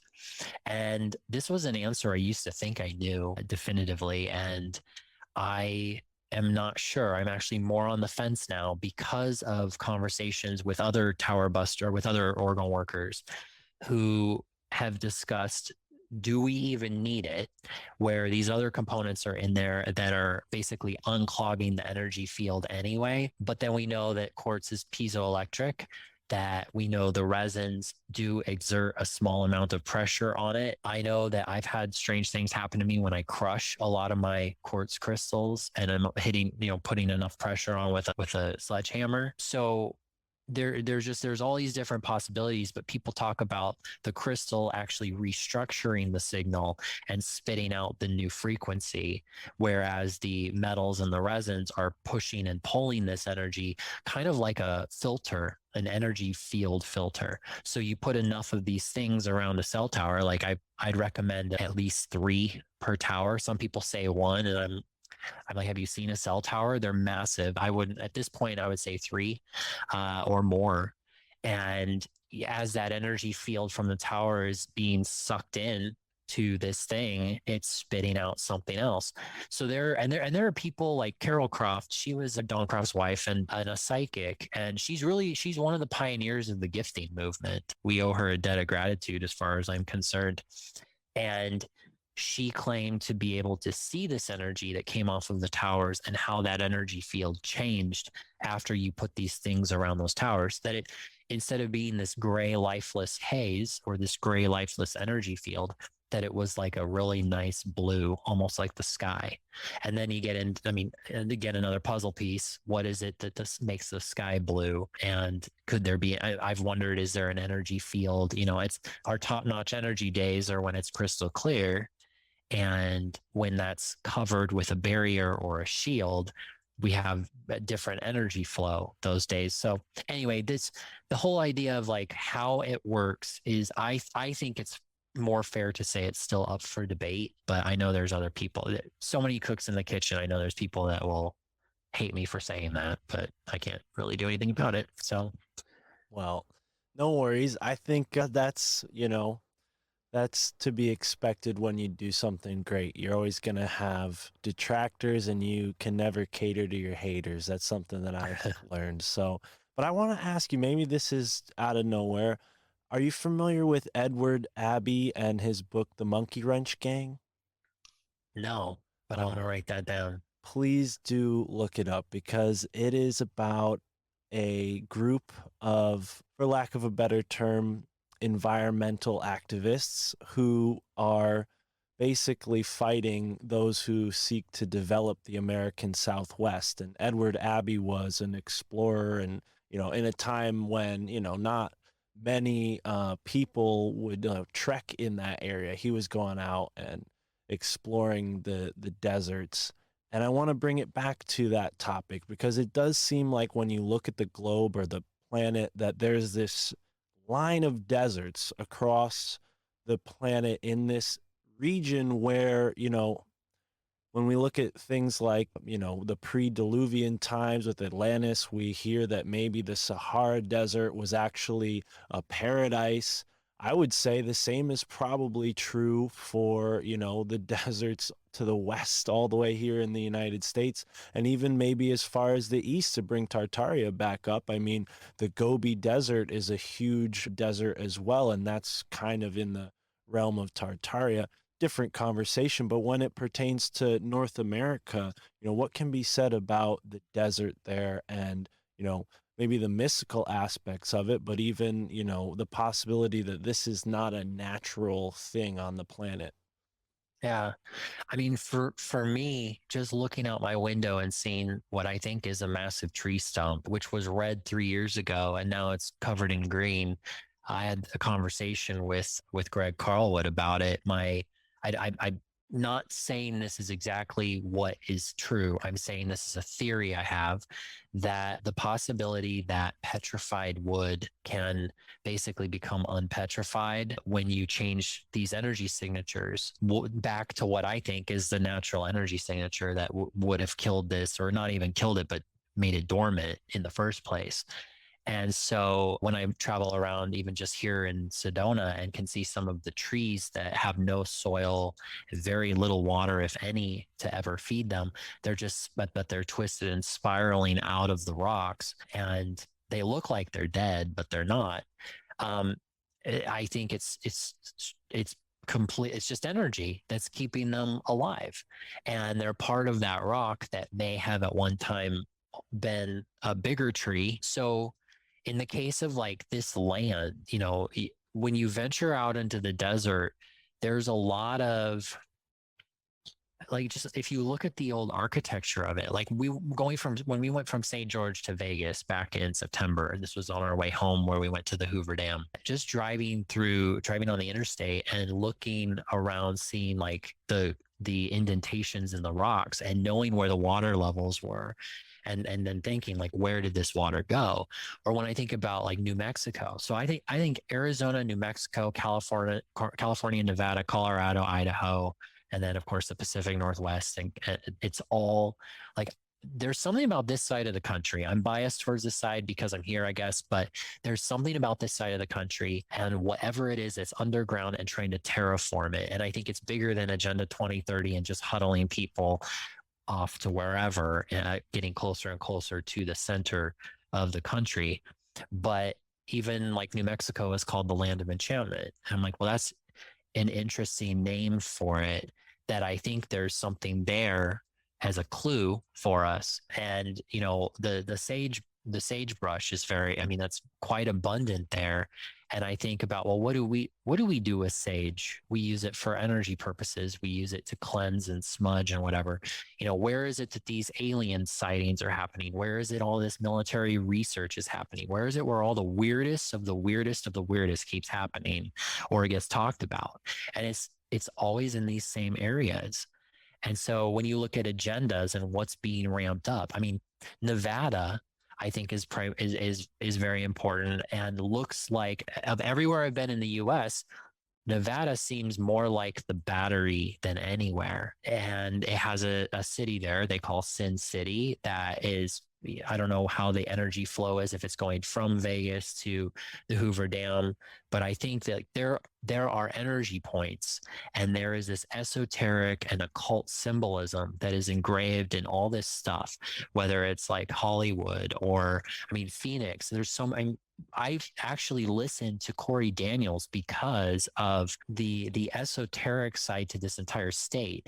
I've watched episodes of his learning about underground military bases as a clue on where I should probably be going to grid my earth pipes. I also use Michael Wan's work with his friend Emily Moyer. And actually that was our most recent gifting effort to go down. They were talking about Tombstone, Arizona, and Wilcox and Bisbee, and down near the border. And so we find these areas. I mean, again, it's like puzzle pieces, puzzle pieces, puzzle pieces. So taking all this information about this land and the weird anomalies that everybody has, and the intuitions we all have, the ancient cultures who are here, that what's been left behind, and just compiling it all together and saying, okay, there's something very significant about this plot of Earth that they want to do something with. They want, for whatever reason, whether I think it's safe to just say they want to kill it, but I think they're harnessing the energy from it. And I think there are actually places in this world like the Sahara that have been stripped completely. Like for whatever reason, it used to feed whatever, and then it's like it's probably done at this point. And maybe I think it could be reversed. And I know somebody in Africa by the name George Richel of Organize Africa that I highly recommend people check out, because he's one of the inspirations on why I do what I do. And he's been gifting since like 2002. But these places have had their life force just completely annihilated. And it's like, well, then, so what is it that's so important? What's so special? So it's, yeah, just compiling all of that together, and it's duck a duck or whatever the phrase is. So Right on. Yeah, definitely. I'm inspired. Like I said, I want to help out. I know, this side of the planet isn't so much a desert, but we definitely have a lot of polluted waterways, and I wonder if, having a higher rainfall level per year would help to, cleanse the earth, so to speak. I mean, where I live in particular, it's pretty well known that there are a lot of gun factories in the area up until, World War II, and that contributed to terrible lead poisoning in all of the rivers, which bled into the Long Island Sound. And, as much as people sit on the beach and tan, it's really not encouraged to swim in the Long Island Sound for that reason. It has a bad reputation. I still swim there. I'm not afraid of it, but it's definitely, I think what's exciting about what you're doing is the potential for experimentation. But I also wonder, is there a part of you that thinks, well, if we're going to be, and again, I know you don't recommend, I don't want anyone to feel like we're recommending they go and do something, but if we bust these towers, do you think that will somehow amplify their efforts? Like they see that their towers aren't working and now they have to go and try something new? Or, I mean, what are your thoughts? I mean, we have to think like they do 5D chess, right? Yeah, I think that, but actually, that's a really good question because what I see, and this is not, it's because it's not just me. I see so many people who are busting towers. I see this spreading exponentially, especially in the US. And on the flip side, what I see is what I would call the parasites being backed into a corner because in my book, the frequency war is the only war that there is. That none of the other tools work. The fluoride doesn't work. The GMOs won't work. Even the chemtrails, I don't think are going to work. Not like people think. And so what's going to happen is they're going to, I think, get pushed in. I see them daily being pushed in between a rock and a hard place. And I think that's one reason why part of this is such a shit show because, and it makes no sense. I mean, we live in a circus that is like every day, it's like, how do we top the Twilight Zone? It's almost like a challenge that these people have, or these things have taken every day. They try to top themselves. And so with what I see is the advancement of, like, in this case, the climate hoax. It's why, again, I don't want to be alarmist because I typically am telling people, stop listening to the fear porn and just start small, start in your community, go bust the towers in your community, share this stuff with your friends and family and create a grid and just work your way outward. And before long, it's like, I was really frustrated when I started, but I was like, just stick with it. And I look back and I think, good God, I can't believe all of everything I've been able to accomplish with this. And so it's like, that's what I tell anybody is start small, work your way out and it'll get done. But what I see happening, and I'm seeing, because I get a lot of feedback from people all over really the world who are curious about this or getting into it.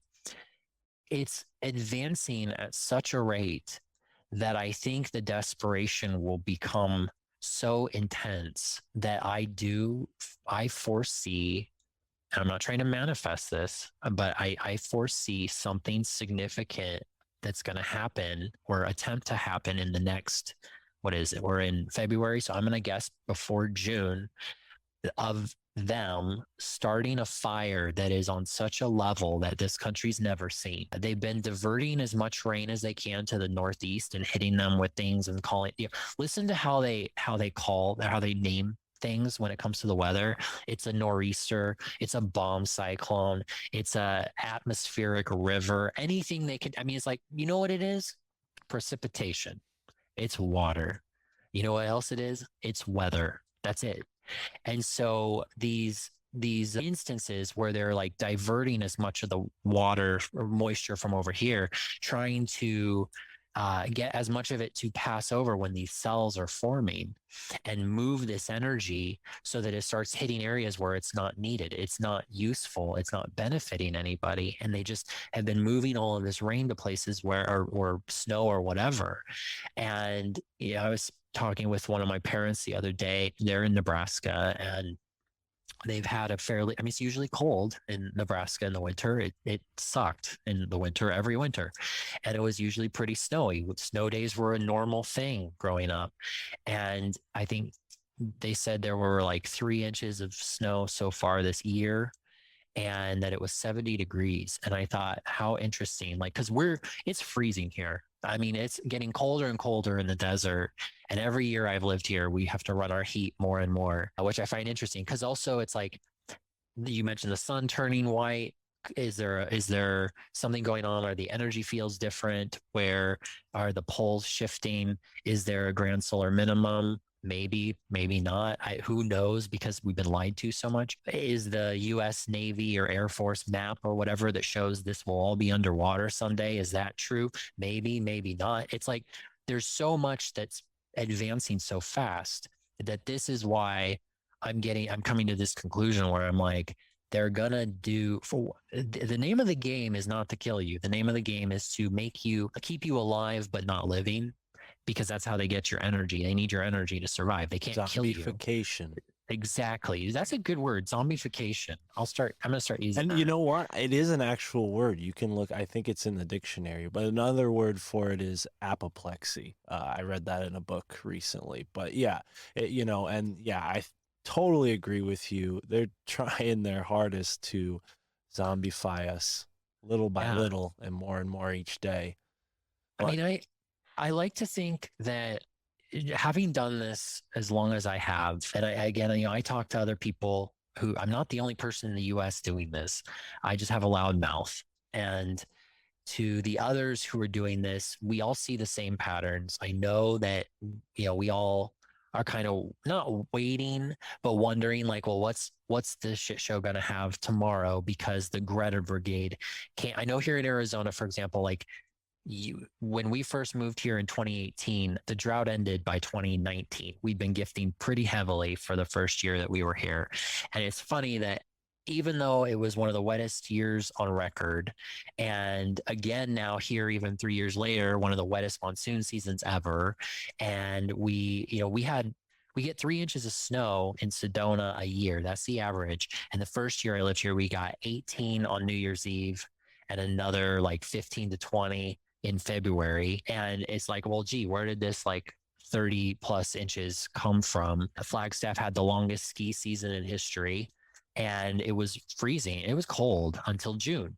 And it's like, but then how quickly everything changes when it doesn't rain for like 30 days and people are told on the news to freak out because of whatever. And it's like, pump the brakes. Like, it's fine. It's chilly. It's wet overall. It's been green forever. We had a second spring. And it's like, what I'm getting at is like, we're trying to take the talking points out of what I call the Greta Brigade. And everyone knows Greta at this point, but it's this idea about the climate change. I call it a climate hoax because that's what it is. The climate is changing. I know that we're going through a cycle. I know that civilization is going through a cycle. I know that there's a reset. I know that there's frequency weapons. I know that somebody's trying to terraform the planet. And at the heart of this, I sense at this point, Mother Nature is pretty upset that, it's trying its best. And that's why folks like me do what we do, is we go out there and we put these devices around, we bust the towers, and we just slowly start the chain reaction on that restoration process. But a very common question I get from people is, hey, if I put a chem buster outside, am I going to have flooding like you had? And the answer to that is no, because a chem buster doesn't make it rain. None of this stuff makes it rain. That's not how this works. It restores the energy that basically controls the weather so that the natural weather patterns return. So if you're being flooded, say in the Northeast, I would tell people in the Northeast that you might want to start busting towers. And, there's a lot of what I would call it evidence. It leads me to believe that there is a portal or a path, like the pathway, the gateway of all this, that is somehow connecting everywhere where these towers are. That I think they can, I think they can teleport, or they're doing something. They're creating a rift with this energy. So if you say take the energy from one place, well, energy can neither be created nor destroyed. It can only be transmuted. So what do you do with this energy once you've removed it from somewhere or changed it? You got to put it somewhere. So I think when people see rain going to other places, I'm just using rain, but it could be other things too. But when you see things like rain in excess in these locations, I think it's because it's been pulled, it's been taken from somewhere else. And the longer I've done, I no longer subscribe to the idea that rain is simply condensation and evaporation and cloud formation, because I've had it rain on me when there wasn't a cloud in the sky. And that's where I've I'd use the term ether damming, where you're damming up or building up a wall of ether with something like this. This, I don't have it plugged in, but this is a power wand, and people have heard me talking about this, which I'll say too. If people have asked, if you're one of the people watching who's wondering about a power wand, I'm having trouble keeping up with it because copper is getting harder and harder to find. But you can use tools like power wands to build up these barriers and create rain. And I'm at the point where, I think the weather is overall, it's an energetic process. It's an energy field that sets up the right circumstances for what's going to happen. And so I think that could be the reason why I've had rainfall on me that wasn't coming from a cloud. And so, anyway, that's a whole other, I know it's a huge can of worms. And I would tell people you're just gonna have to like go to my website to read some of that stuff more in depth, because it's not enough time to talk about it. But I don't think that the rain is as simple as rain clouds anymore.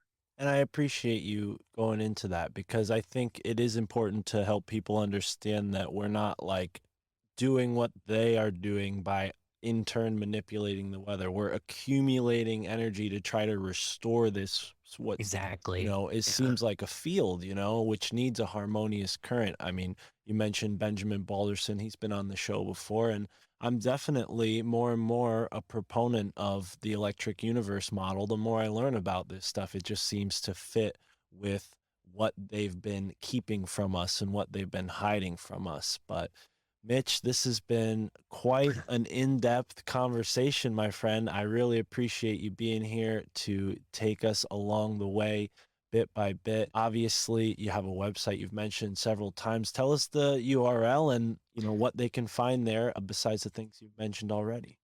Yeah, so it's theorgonedonor.com, and that's ORGONE, Orgone, DONOR.com.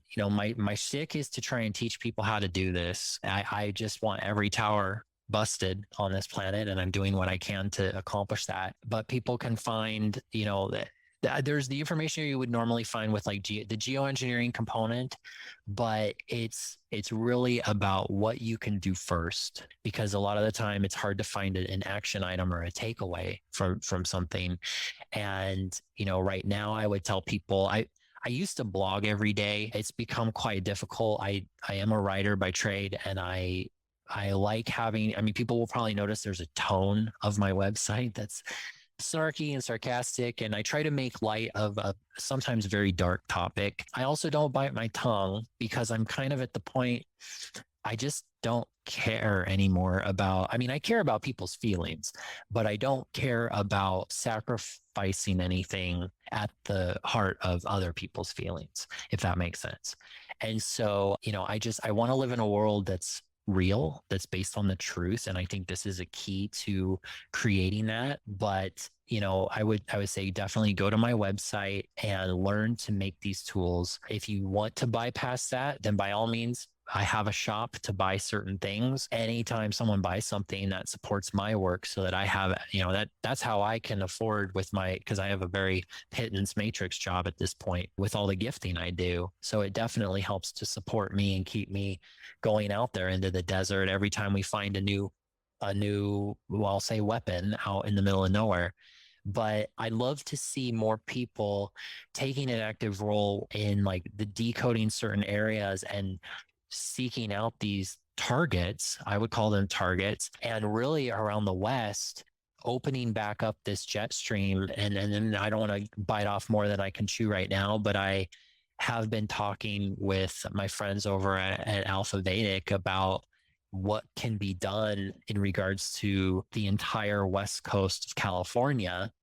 And, I'm always a go big or go home type of person. So there's a lot of things I have going on in motion. And so for that reason, I'm not blogging as much as I used to. But, if people have questions, they can also email me. I have a page on my website, but I also have a frequently asked questions page that I highly, highly recommend, because I try to go into depth with it. And I have a soapbox that I require people to read before they email me with questions, just because you might have maybe guessed this already, but you get a lot of pushback with this kind of stuff. You get shills, you get trolls and robots and AI, and well, we can talk about it another time, but just that there is I've just heard this week, I've had people, USPS ripping open boxes of earth pipes and delivering empty boxes to people who got earth pipes from me.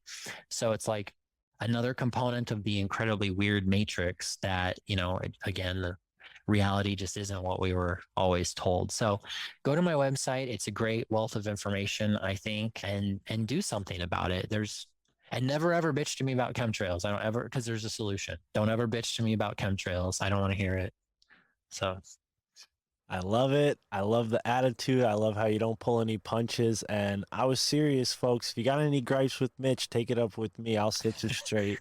Join the Telegram and be sure to support Mitch. Be patient, of course, because, there's a lot going on over there and he's fighting the good fight. So thank you so much for listening. Thank you for tuning in, and have a great moment wherever you are in the now. Peace.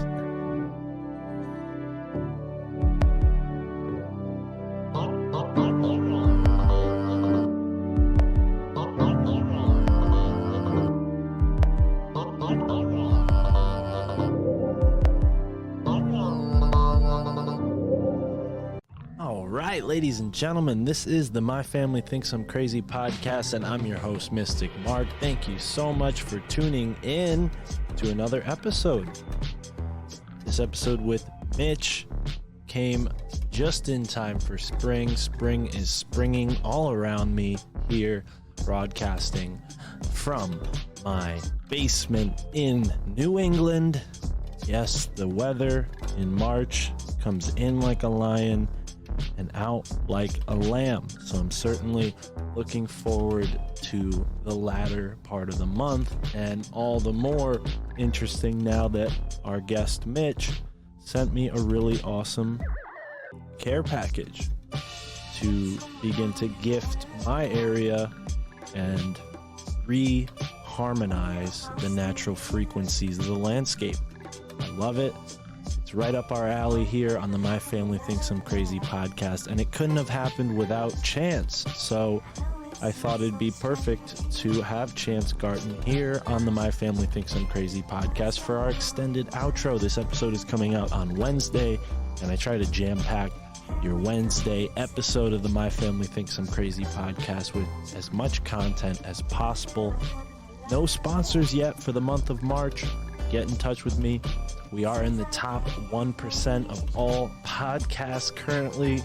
We're in the top 40 in the philosophy category last week on iTunes. So if you have a small business and you can support the show with a one-time monthly donation, I'd be more than happy to give you a shout out here on the show during our outro segment. That's something that I did for Truth Smacks. It's something that I did for Fru and Audrey Lobdell and Akasha Goods. So, if you want to add yourself to the My Family Thinks I'm Crazy family of sponsors, just email me. MyFamilyThinksI'mCrazy.com has all of the relevant info to get in touch with me. We also have some awesome links there, so if you're listening and you want to support the show in another way, go check out the merch store. That's right, we have some amazing t-shirts that I think are badass, and I'd love to see more people, when you order them, send me a picture. Let me know what you think. Tell me if you like the quality of it.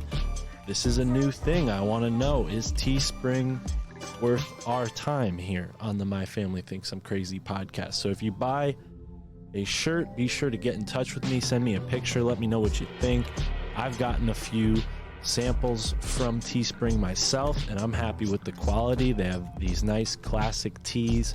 Basically, it's like a Hanes t-shirt, which I think is pretty cool. When I used to screen print a lot, I would always look for plain blank Hanes t-shirts because they're very high quality, nice cotton. So check it out. We got a bunch of different varieties, some symbolism, all kinds of good stuff to let the world know that your family thinks you're crazy, or at least that you listen to a podcast made by a lunatic like me. We have some new patrons joining us here on the My Family Thinks I'm Crazy podcast. I want to give a big shout out to our new patrons and hook them up with spirit animal names before we get on to our second interview, our extended outro with my friend Chance Garten, aka Healing Tarantula. That's right, Chance is a patron himself. Shout out to you, brother. Let's get some spirit animal names going. We got 3. All right, here we go. Like I said, 3 new patrons. Shout out to our first patron joining us in the Kung Fu Fighter tier. His name is Nick. Nick, you received the Gazelle card and the Shawl card, which represents returning home. So you are the Homeward Gazelle. That's right, Homeward Gazelle. Look at that. And you can interpret that however you will. The gazelle is a specifically interesting animal here in the spirit animal deck. Right on. Thank you for joining us. Next up, we have Chad in the Wise Guys tier. Ooh, you got a interesting spirit animal name here. You have the Drum card representing rhythm and timing. And you have the Cobra card. So you are the Rhythmic Cobra. Welcome to My Family Thinks I'm Crazy podcast. And last up, for my newest spirit animal friends, we have Cryptic 333 joining us at the Truth Seeker tier. Welcome, Cryptic. You got the Pipe card, which represents prayer and inner peace, and you also got the Owl card. Very cool. So you are the, the pipe smoking owl. That sounds cool. I like that.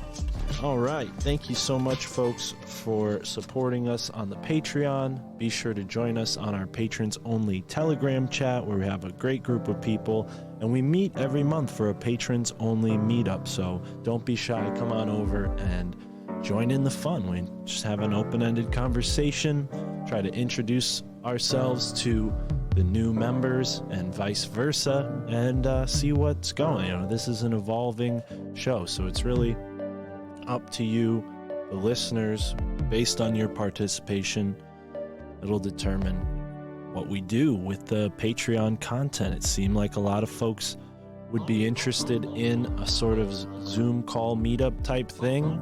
There was word of, oh, how do we do a Telegram video call? So I said, you know what, let's do something once a month, get all the friends together from Telegram and do a video call. And it's not exclusively just the people who are on our Telegram group. It's anyone in the Patreon is invited. So sign up for the Patreon to take part in that monthly meetup. Anyways, on to the next segment with our friend Chance from the Innerverse podcast, talking to me about his experiences with Orgone and so much more. Enjoy.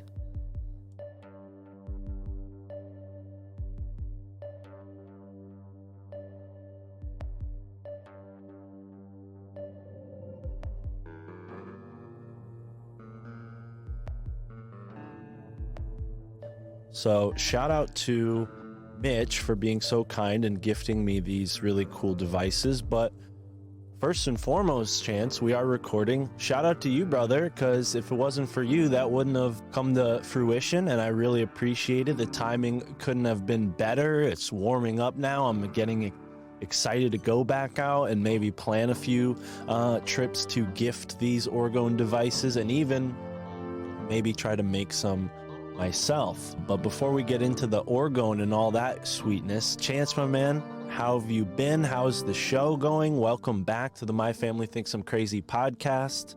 How have you been? Hey man, I'm doing really good. I actually am inspired by all your hustle, to be honest. So I've started up a couple of new things probably since the last time we talked on an extended outro or on your show.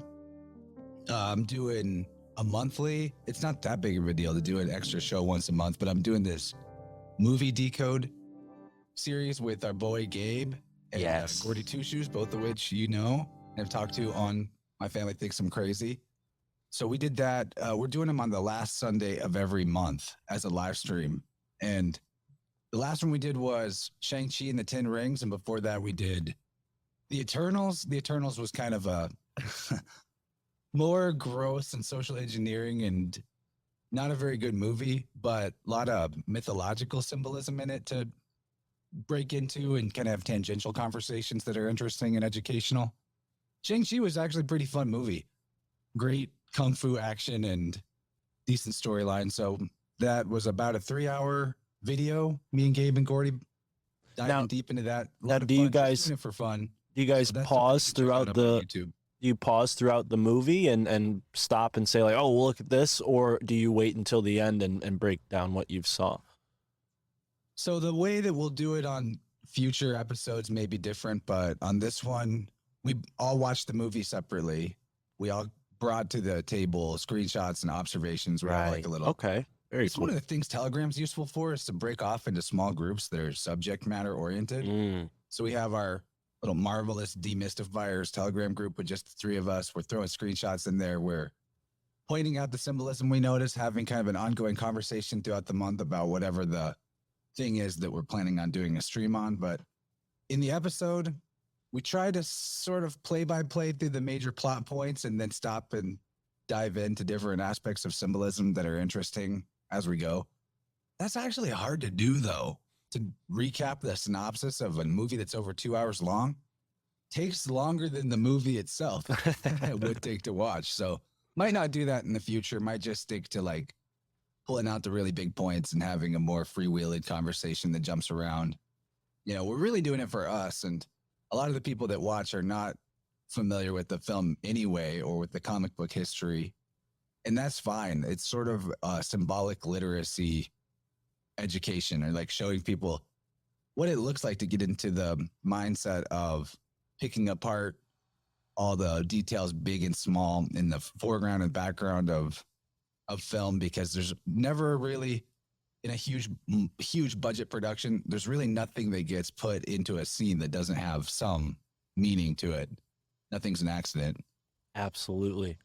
Absolutely. And I agree with you. I've done somewhat different, but a similar style of podcast before with TV show episodes. A friend of mine, Matt Comegis at the Oral Hygiene podcast, he'll invite me on his show and say, hey, watch this doc, watch this episode, and then we'll both share, you know, our perspective on what we experience watching it. I think it's brilliant, and it definitely is a good way to showcase some of these subtle skill sets that the 3 of you certainly have, doing what you do, diving through the rabbit holes, sifting through the symbols. So I'm excited to tune into that, maybe even join you guys someday in the future. I'm already thinking of a couple movies to suggest, but I just did a sort of new project kind of thing, like a short YouTube video thing about magic rings. So it's a little bit synchronistic that you guys did something about a movie that's centered around 10 rings. Can you, is that what kung fu movie is that? Can you bring 10 Rings was the name of the film. Legend of the 10 Rings? I Now, think what's so legendary about? There's some sort of alien artifact falling from the sky. They give the wielder immortal life. The main villain of the movie has acquired these 10 rings, and he's become like basically a Genghis Khan type figure who conquered a bunch of the Eastern world and then scaled back his operations on the external and became the leader of more of a secret society of kind of like a ninja army. But there's like, that's one of the things we dive into deeply, is this idea of the 10 and the rings and the Saturnian and death cult, secret societies, mystery schools, pulling the strings from behind the curtain, because that's where the film takes the plot, is that this main villain character from the East is actually like almost an immortal vampire type archetype, right? Damn. And yeah, there's a lot there. Like the number 10 specifically comes up all the time as a huge part of the cult of the Inconquerable Sun, the Sol Invictus, the things that the sort of overarching mythos that connects all the different religions, mystery schools, secret societies through symbolism, that really their grand architect of the universe, or demiurge type character that is worshipped or served is pretty much the sun, and the Trinity is actually the sun. It's all about creating this heliocentric mentality for the world, externalizing your savior, putting it far away, untouchable, unreachable, and, you know, diminishing the power of the light within each individual, and downplaying the fact that each of us is actually the center of our own Polaris system, of our own, we're all our own North Star if we look within for the divine spark, the inner guidance, the still small voice within. That's a theme that programming, basically. Yeah, that's a theme that I think a lot of the listeners in both of our audiences are probably familiar with. It's something that you see in a lot of film. Very cool. Yeah, man. I gotta say the same. You have equal or maybe more hustle than I do. I just am good at recording in spurts and then putting them out consistently. If anything, No, you're good at keeping it all on topic of podcasts. Well, thank you. I'm good.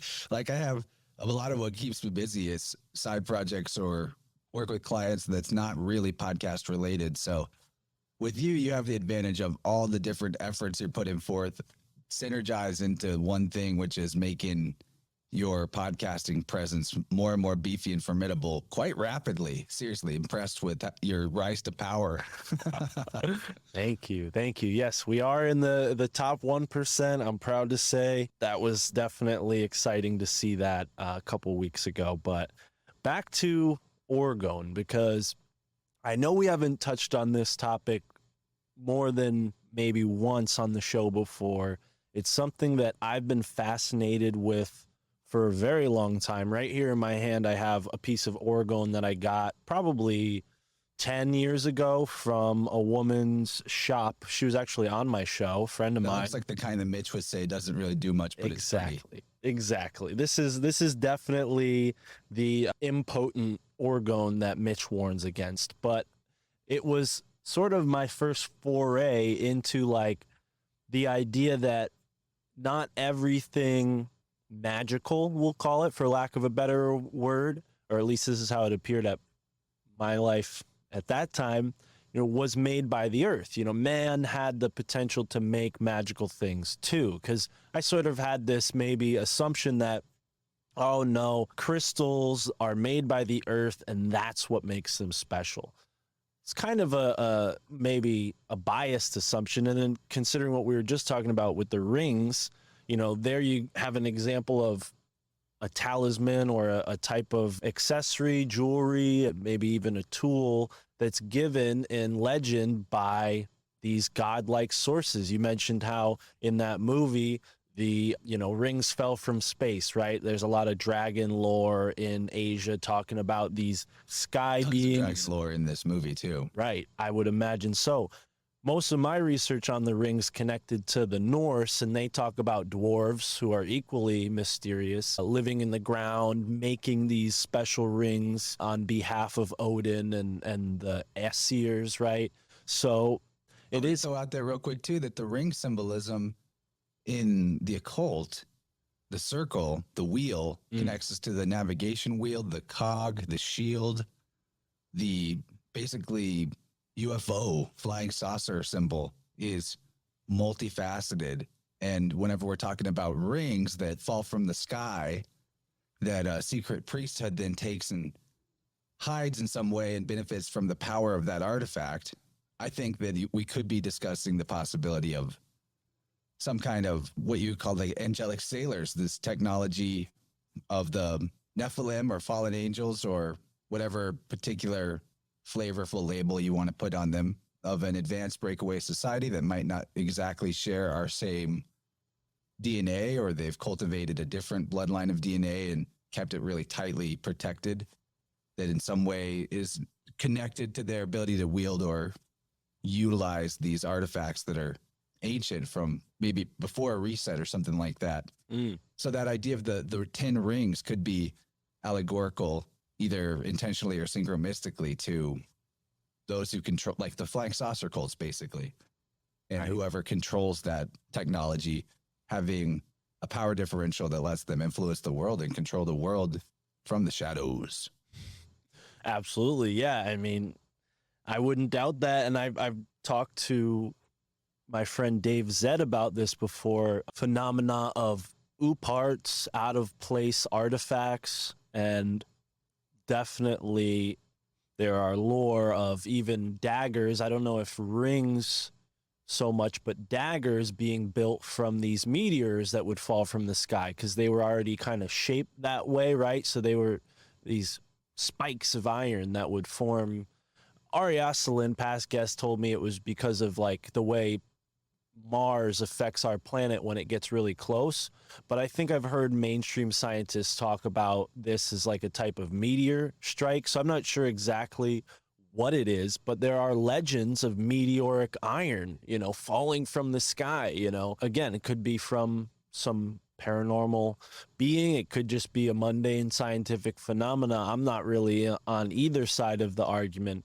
But really why I wanted to bring that up is because what became so fascinating when studying the magic rings was this idea of the talisman being something that is imbued with the intention, the spirit, the will of the human being who either created it or possessed this talisman, whether it's a magic ring or any other type of magical item.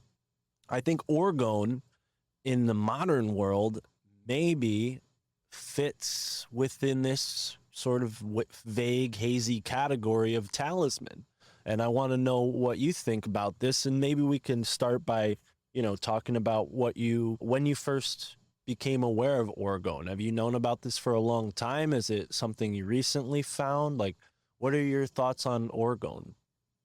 Yeah, man, there's so much to get into here. Very cool. I think maybe to just talk about the structure of it and what possibly is going on there that makes it potent or not potent.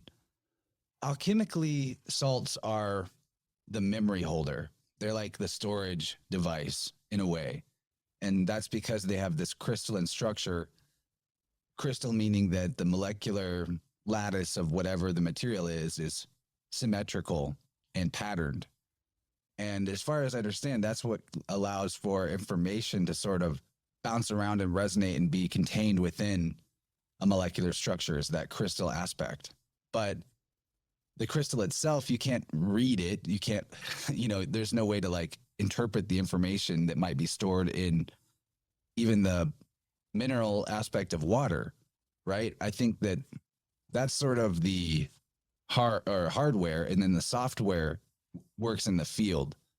So the energy that could be generated as a current influencing and impacting the crystal is where like we actually interpret the fluid consciousness of being aware of what information might be stored in the crystal. So like in our bodies, we have all kinds of salts. We have all kinds of crystal structures. Even the water in our body is sort of in the cellular sense, in a plasmic state that is similar to a liquid crystal, which is interesting. Our bones are crystal. That's part of our ancestral knowledge reservoir, potentially. It's in our bones, but how we express and how we experience the information that's stored in these structures is in the field. It's in the energetic field that's generated around and within the body. So like your memory isn't really in the crystal in terms of how you experience it. It's in your energy field. It's your aura. I've learned a lot about this through sound healing practice that I get into, that I can bump into people's memories. Usually it's the traumatic ones that get pushed off to the side, to the left or right in their aura. So when we think about like the purpose of crystals or how Orgonite works, I think about the possibility that, well, it's not, to me, it's not a possibility. I'm pretty convinced that the earth that we're on is a living organism. It's not some dead, inert thing, right? So, well, what is Orgonite like if it's made correctly? It's this structure that properly balances and stacks in layers crystal and metal. Those are the two main components, and what makes it potent or not, we alluded to. It needs to have enough metal in it, basically. And I think that metal has to do with the current creating a charge, something conductive that then allows the information and vibratory pattern of information stored in the salt crystal, the crystals, the quartz that might be in the orgone, to create a field around it. If it's just the crystal by itself and it doesn't have some sort of charge applied to it, like, piezoelectricity, that's why a crystal that you can hold in your hands, all of a sudden, if you start squeezing, like I've got this big piece of selenite here, you squeeze it, you feel it, then something might happen in terms of like you having a reaction or a sense that it's telling you something or affecting you in some way. So when we look at like mountains, what's more powerful in our environment in terms of how it affects us than a mountain, like in the landscape, right? I believe it's possible that the crystals that are under the earth and part of the crust of this realm, whatever it is, have something to do with transmitting, storing energy. Like I look at the big quartz deposits and reservoirs around where I live, especially in Northwest Arkansas, tons of quartz out there, as possibly in a biological sense, like the neurons of the earth, some kind of part of transmitting and sending information and consciousness across the vast grid work of the ley lines that could be seen as like energetic capillaries of source awareness that the planet or the realm is able to sense itself and feel itself and send us information, give us insight, draw upon who knows what type of ancient wholeness that this temple of the life fractal that we're standing on called Earth can provide for us. So Orgonite, like to get all the way back around to the original question, how long have I been aware of it? Pretty long time. I remember I would see it in my music festival hopping days. I'd see it all the time. And I didn't really know much about what the purpose of it was. I was on the fence if it was worthwhile. I remember specifically sometimes going into like a vendor booth who made a lot of Orgonite and feeling bad feelings in there. I think that has to do with maybe the structure, intention behind it. Like I remember seeing a whole mess of Orgonite that was shaped like Darth Vader helmets and, weird pop culture references like that, which is a good way to possibly sell it to random festival goers who are just looking for a trinket to take home. But, what's the intention and meaning behind a Darth Vader helmet Orgonite? And so that's one side of it. There's this commercial side of it. It's just a pretty paperweight, whatever. But then I started talking to other people that are into like the fields of radionics and scalar energy who had a lot to say about the possible downside of devices that weren't necessarily put together correctly, throwing off deadly orgone radiation. They call it DOR.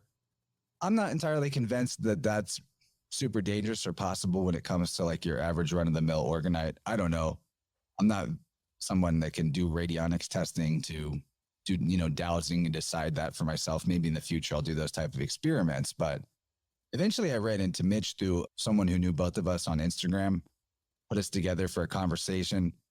He really blew my mind and was able to show like visually, and I did the experiments myself, the vortex energy that comes off of the properly created Orgonite pucks he makes.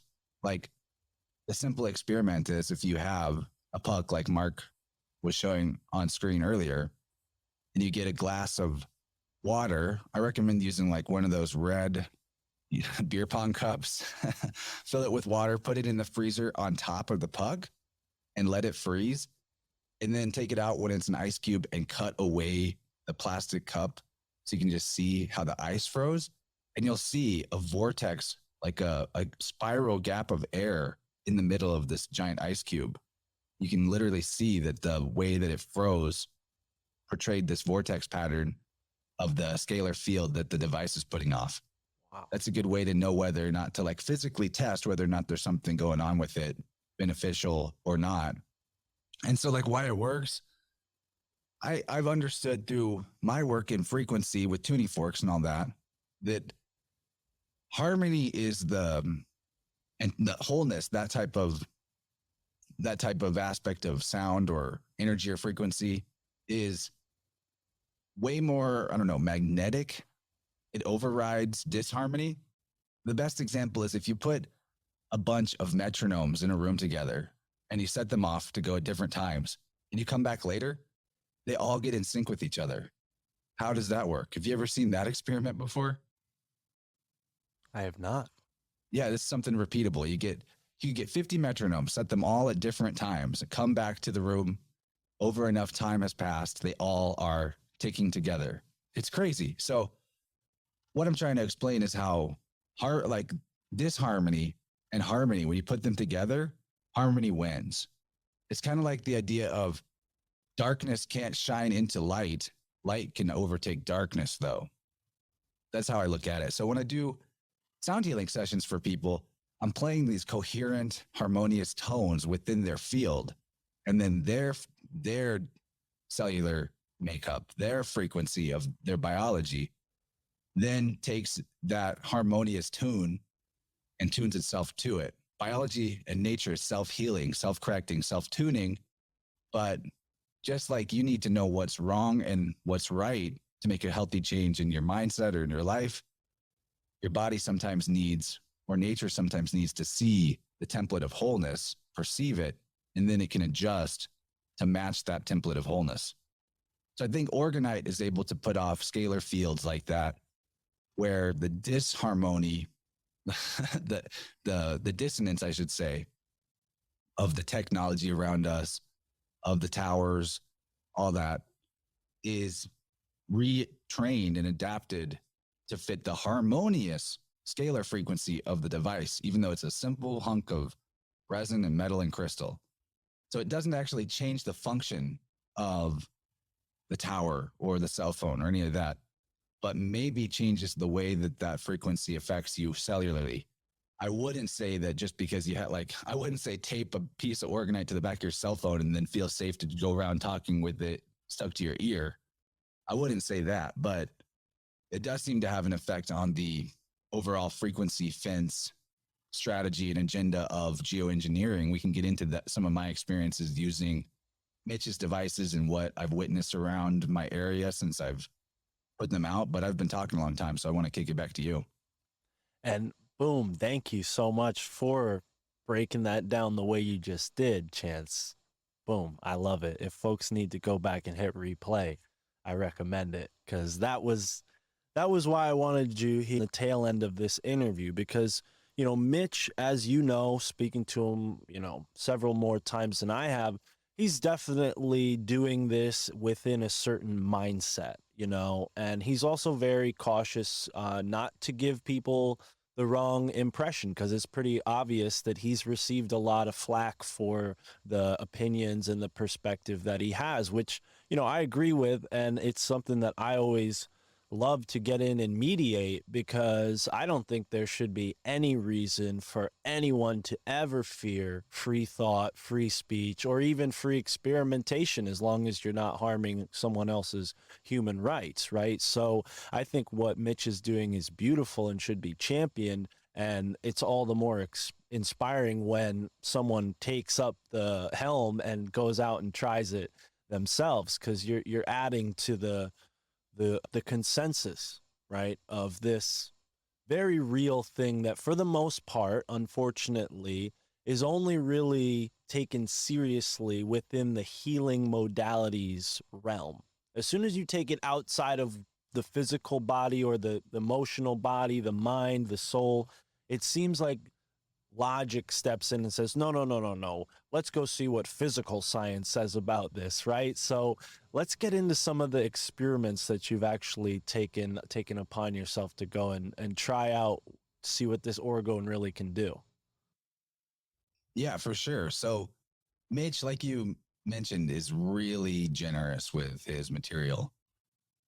One of the reasons why I have said, initially had such faith in him and was really curious to talk more and learn more and try out his stuff is because he sends people packages of his devices all over the place. Podcast hosts, sometimes people that aren't even in any position to promote his content to a large audience. He'll still be like, if he gets a good feeling about them, he'll send them big packages, sometimes to a fault. You know, sometimes it doesn't work out and the individual maybe is like, send me this and I'll pay you back later. And he gets screwed in the end by someone that's kind of vampiric and ugly. I've seen that happen too. So I get why he's cautious, because people do come out of the woodworks when we're discussing these things that are so foundational to traumatizing and polluting the well of energy, such as frequency warfare. So yeah, I became like a champion for Mitch. I started doing my best to get him on other shows, get his message out there further through my platforms, and really happy that that's been successful and taken off. He's been on so many podcasts since that first one he did with me, which he said was the first one that ever went well. So shout out to Carol. If you somehow hear this, you probably will. Thanks for putting us in touch with each other. And right, so he sent me first just an earth pipe, which is like a copper tube that's got the layered crystal resin metal combination in it, long copper tube. I put that in at my house. He sent me pucks like you've got, a couple that were just tactical, functional, not pretty, and then some that were really pretty too.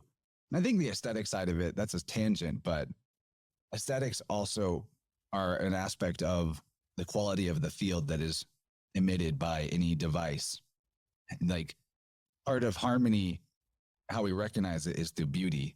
So whenever something does carry this like beautiful or attractive design to it, that is affecting the frequency field in the entire vicinity of that object, right? So tangent aside, eventually he ended up sending me a whole bunch of earth pipes. So like, I would say the materials that the material cost of what he sent me for free is pretty high, because I think I've received like 12 plus earth pipes from him and a power wand, which we can talk about that too. So whenever I got the extra earth pipes, I started out by just putting them, gifting them at the towers, the 5G cell phone towers in the vicinity of my house.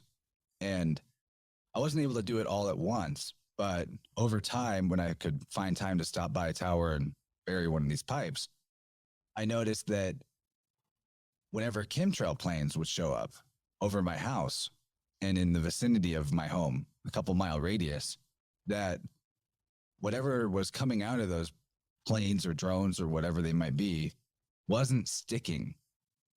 And I had reason to believe it would work this way because I'd seen the evidence from Mitch, videos of his showing the trails just kind of dispersing and falling apart in midair and not creating that milky white DOR haze, deadly orgone radiation. So that's kind of been my experience, is like I haven't seen that type of milky sun blocking haze in the vicinity of where I've gifted the towers, which is a few mile radius. I've probably hit about 8. I have a few more pipes I still need to get out there strategically, but try to line it up with when A, the ground isn't frozen solid, too hard to bury something. B, when I'm actually near the spot anyway. So if I was Mitch, I would have gone out and gifted the whole town and all the neighboring towns and all the highways between them by now, because he's just a super machine. Well, and he's amazing at doing that. I like how, but I'll see the chemtrail haze like a few miles away. I'll see where it's happening, and there'll be like just this bubble around my house and the park by my house where it doesn't stick. So to me, that's something. Yeah, and I like how you're using that as an example. We've talked about that in our previous conversations, but what it brings to mind is almost like a recipe, almost like the way you would, if you had a glass of water and you pour some like protein powder or smoothie powder in it, if you don't shake up that glass, the powder's just going to sift to the bottom and settle, and you're not going to have a smoothie. But if you throw that thing in a blender and blend it all up, you know, you're going to have a thick, maybe a good smoothie, depending on your ingredients. To me, it feels like what's going on is these towers, whatever they do, they're spinning the energy in a certain frequency that when these chem trails go by, it's like, all right, perfect. We can settle, we can sit, you know, whereas in a normal organic, let's say, atmosphere, it would have just maybe dissipated really quickly and it would have been ineffective, you know? So it feels like it's two parts of an equation. Exactly. When you talk about it like that, and maybe Orgone is getting in the middle of that. But you know, that's just my speculation. What have you found? No, that sounds like exactly the way that I think it's going on. That the towers are about generating a frequency fence, but that fence isn't to keep something out, it's to keep something on it, kind of. It's like a lattice framework that the materials, whatever the materials might be that are coming out of the drones or planes, this is all super speculative. All we can do is like know that that shit blocks the sun, which is bad, and that whenever we gift the towers, it doesn't block the sun as well or at all anymore.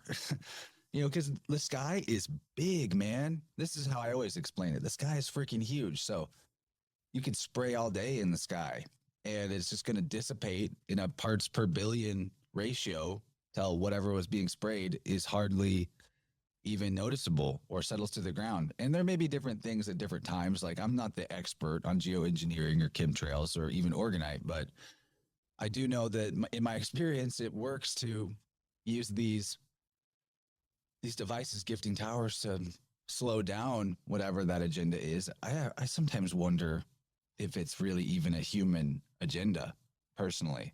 Like if it's even an old agenda that, yeah, exactly. You got a alien on your shirt. I don't even know if they're necessarily aliens in the sense of from another star system or something. I'm very earth-shaped agnostic and super don't believe that we live in the Star Wars Hollywood reality that we see on the movies. But the fact that there's saucer cults, UFO cults going back throughout time, well, they must have been seeing stuff for a long time throughout time. And maybe what we see now, we're just like, oh, that must be just a plane or something, but could be that geoengineering, if you will, altering the environment, terraforming could have been going on for a long time. And people just looked at that and said, it's angels doing it or something. Who knows? Or it's whatever. They may have different explanations, but we have such a short view of history, and the majority of regular human beings' experience of history is not accessible to us. We get what was written by the victors, right? And what we're sort of allowed to have. So there's a lot of possibility there. The other thing I've tried out is the power wand. And I don't know if Mitch sells these or even necessarily wants people to like inquire about them, but I know he sent them out to a few people. And it's kind of like an earth pipe, but there is a cord that goes into it and it's designed so that it's like a headphone jack cord, basically. So you plug the power wand into your phone or into a laptop or something that can play a frequency, and then it sends the frequency into the wand, and it becomes like you don't hear anything coming out of the wand. It's just affecting the crystal metal structure and resonating within this thing that you're holding in your hand. And man, what I have done with those things is pretty interesting. Like, in my opinion, you can erase. It's basically like having a magic eraser wand that you can just like erase chemtrails out of the freaking sky with this thing. So who knows? It's sort of like it's like a hand cannon. It's like a mini Reichian, what do you call, cloudbuster, but souped up with actual electric charge going through it with a particular frequency of your choosing. You can also use them to like meditate. You can put it on like a 528 hertz or something like that, whatever frequency of your choosing, and experiment.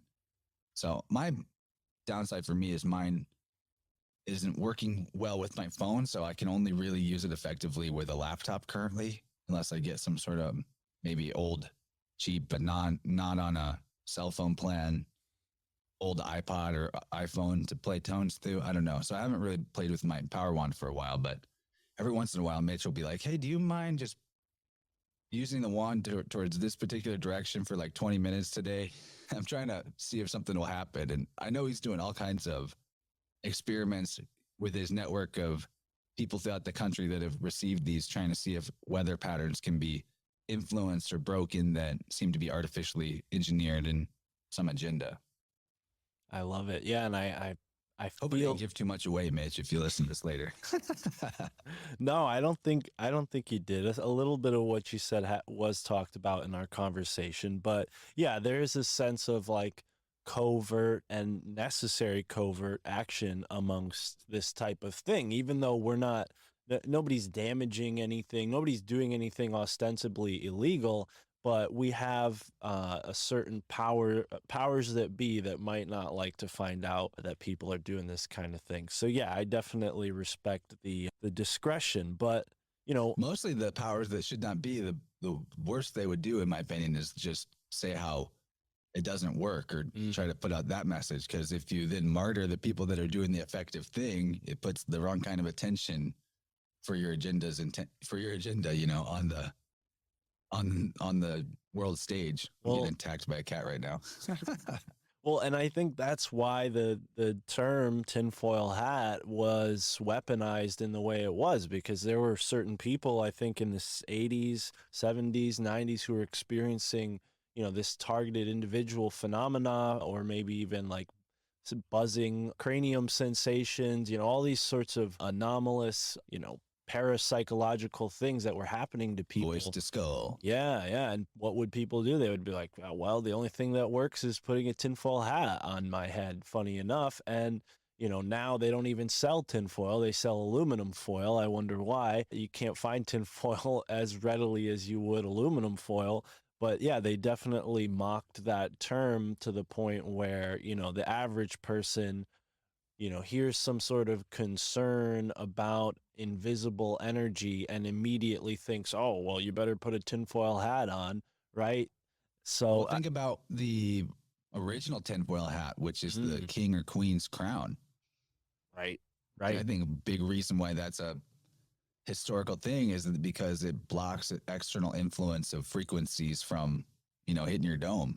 Mm, interesting. They So, always like the, court sorcerers and astrologers and people out there slinging spells at their enemies. So right. maybe they had an awareness that putting some type of metal cap on that was the right type of metals would also protect them from that kind of influence. Yeah. Yeah. All the more reason to wear a Faraday fabric beanie, right? Or yeah, get the Spiro headgear from my boy Matt Landman. Yeah. SpiroProtectionClothing.com. Indeed. Silver Indeed. threaded. That's the silver threaded hat is the new tinfoil hat. Right.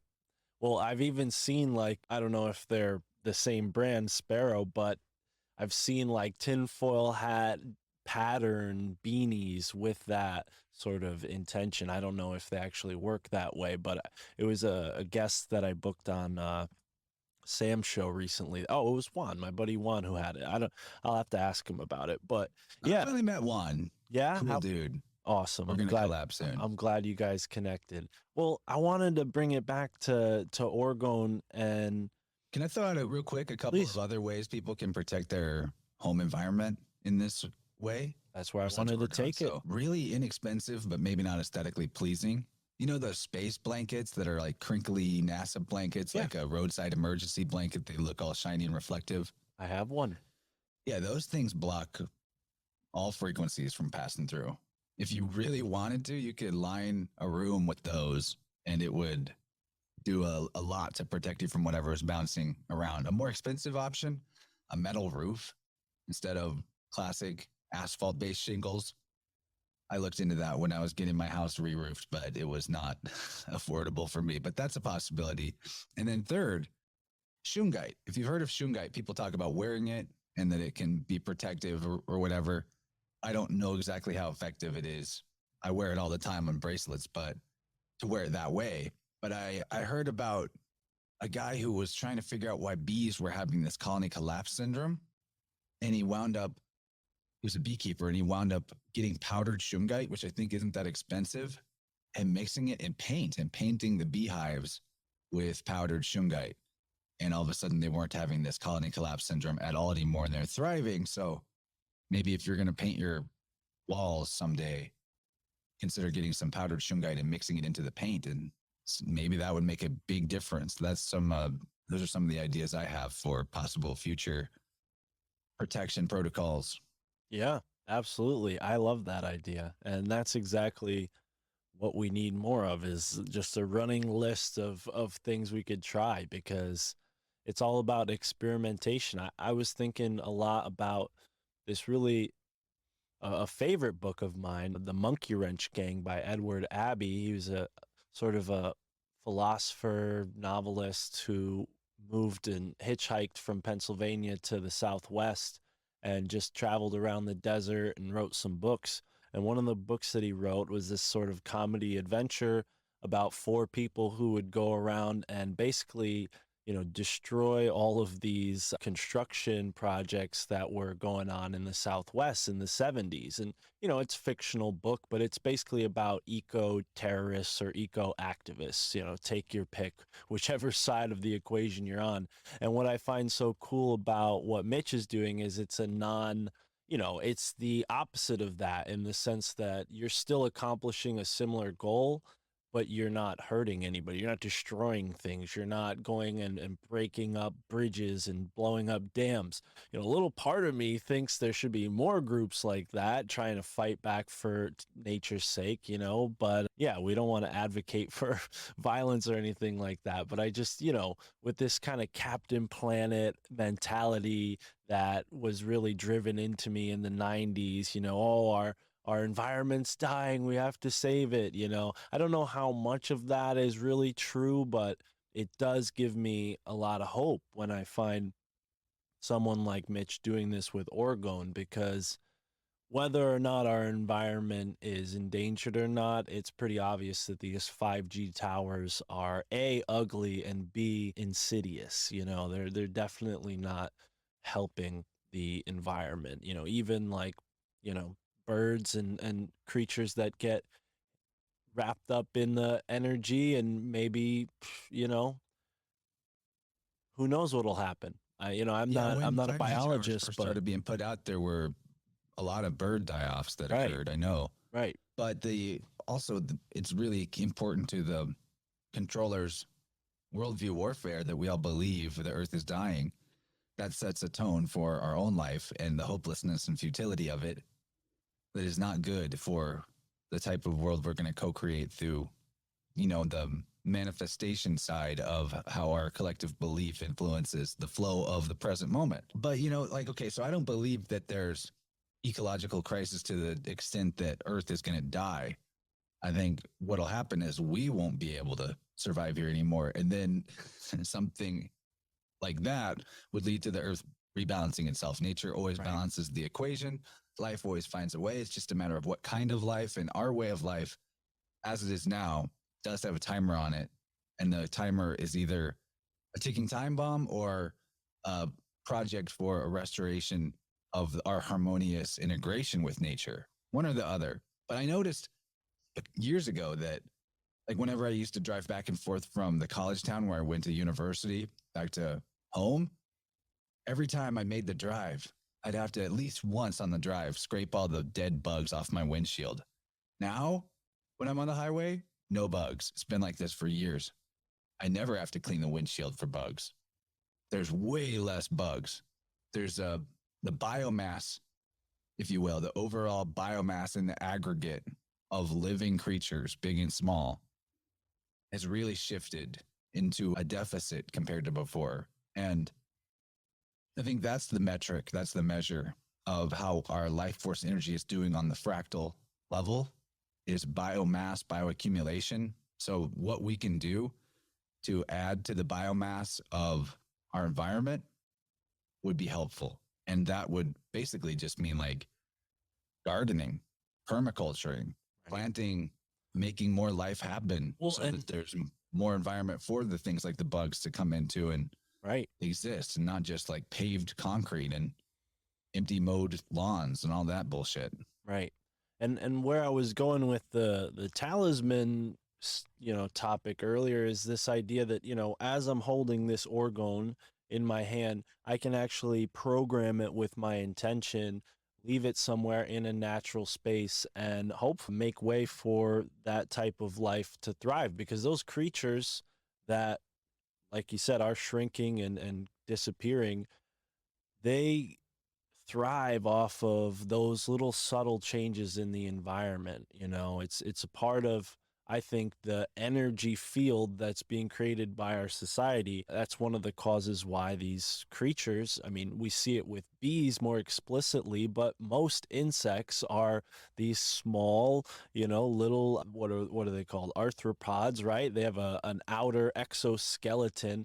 They're very much affected by things like temperature and frequency. And if the forces that be are playing around with, the energy field and putting out this smog, I can only imagine it affects them. Orgone can be what shifts that back into harmony and allows for these small creatures to start thriving again, which will in turn create a positive domino effect. More little creatures to thrive, it just makes way for, more larger creatures to feed off of them, and so on and so forth. And then pretty soon there's more polar bear again. Did Mitch tell you about the triops in Arizona? No, I'm familiar with them though. Tell me a little bit about this. Well, I want to preface this with there was a time where the scientific, I guess, establishment or the thought of the day was that if the environment and conditions for a particular life form existed, then that life form, at least the small scale, would just sort of appear, would come into existence, like maggots just manifested on a corpse. They thought that type of thing. I don't know that that is exactly true, but I do know that the entire reality that we live in is frequency based, and it's possible to me that why we see extinction and reduction in the biomass of the world that we can perceive might be because our consciousness and our physical health has been narrowed down into a shorter bandwidth of frequency potential. And so what we see in the external world as a reflection of what energy we carry and embody is less and less variety, because fear is constrictive and it reduces things down to a singular outcome. It has to be that way, or everything is wrong, and we're afraid of any other outcome but one. So we try to manipulate and control. Love is permissive and allows for any possibility or potential of what we love to express itself. So love is the infinite side, fear is the constrictive side. Now I bring all this up because I know that in Arizona, where so much work has been done to gift all the towers and influence the environment, that certain animals have come back into the environment. Like Gordy was talking about, I think like a leopard of some kind showing up at a mining operation, and they had to close down the mining operation because this extinct creature was found living in that area. He could tell you more about it than me.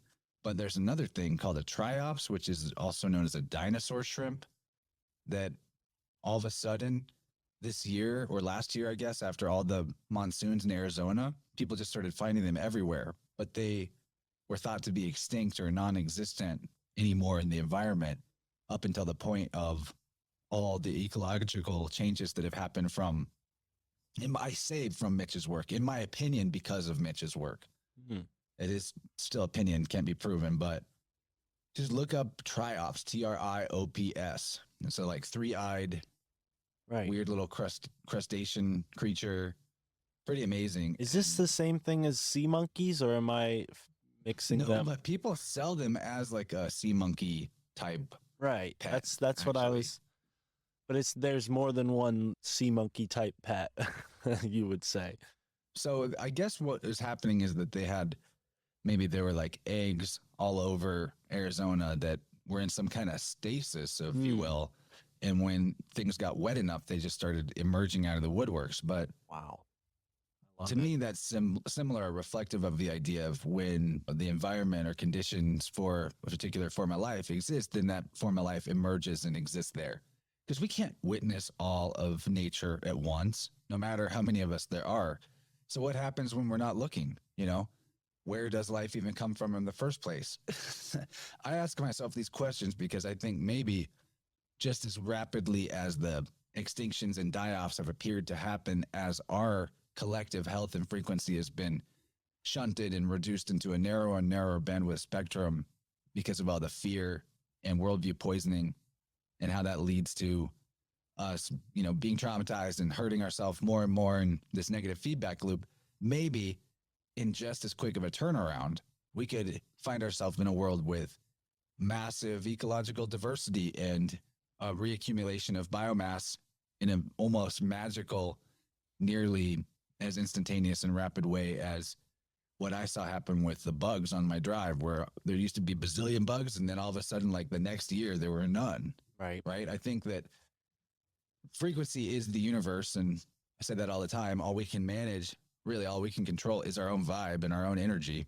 And if we want to see a world with more potential, more possibility, more beauty, more harmony, all we got to do is embody those things within ourselves and find the way to restore wholeness and become aware of the template of wholeness that is nature, that is our body, and allow it to do its thing and expand again.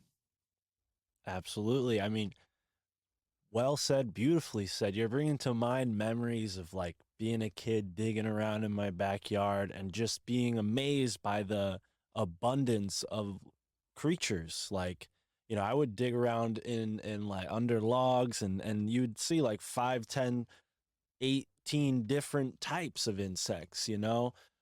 Maybe I'm just not digging around as much, but I definitely feel like there's been a shift, and just as quickly as it's shifted this way, we can shift it back in the other direction. Well said. I love it. And I think that, you know, the same thing has probably happened where I live, because this summer I remember driving up north and bugs all over the car, you know, but then as soon as you hit like, you know, the 42nd parallel and you go into where people are, you know, more, you know, suburban, and there's more cities and whatnot, there's no bugs at all, not on your car, you know, like just living where I live, that's just like not a thing. You know, if I drive a couple towns over, maybe in the heat of summer when there's mosquitoes everywhere, but really like not even. So I thought that was an interesting example. And I think we talked about this once, but I noticed when everybody decided to stay inside because of the cooties last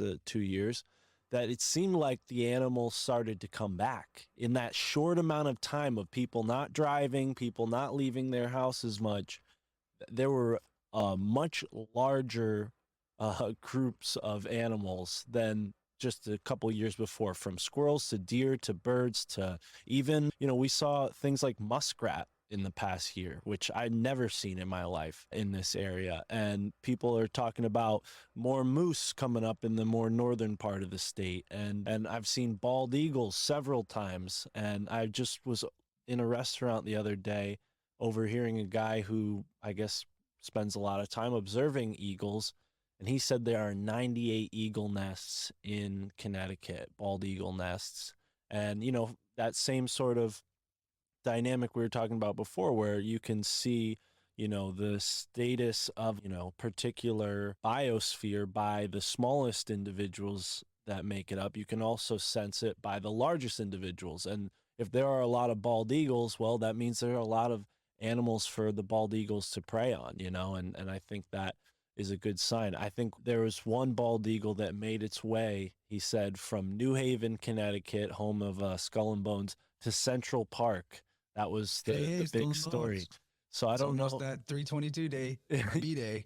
Oh yeah, wow. Okay, so let's wrap it up. But before that, you know, 322, I'm going on this tour. I'm doing a tour. The first time I'm ever doing anything like this in my life. I'm going to be leading a free walking tour of New Haven in honor of 322 2022, and we're going to affect the collective consciousness in a positive way and shed light on some of the darker, murkier corners of New Haven's history. So, and we will be sure to wish you a big, bold, happy birthday that day, brother. Thanks, man. It's extra occulty because it's my 33rd birthday. Oh, all right. All right. Well, then what's going on this month for you? Got any big plans?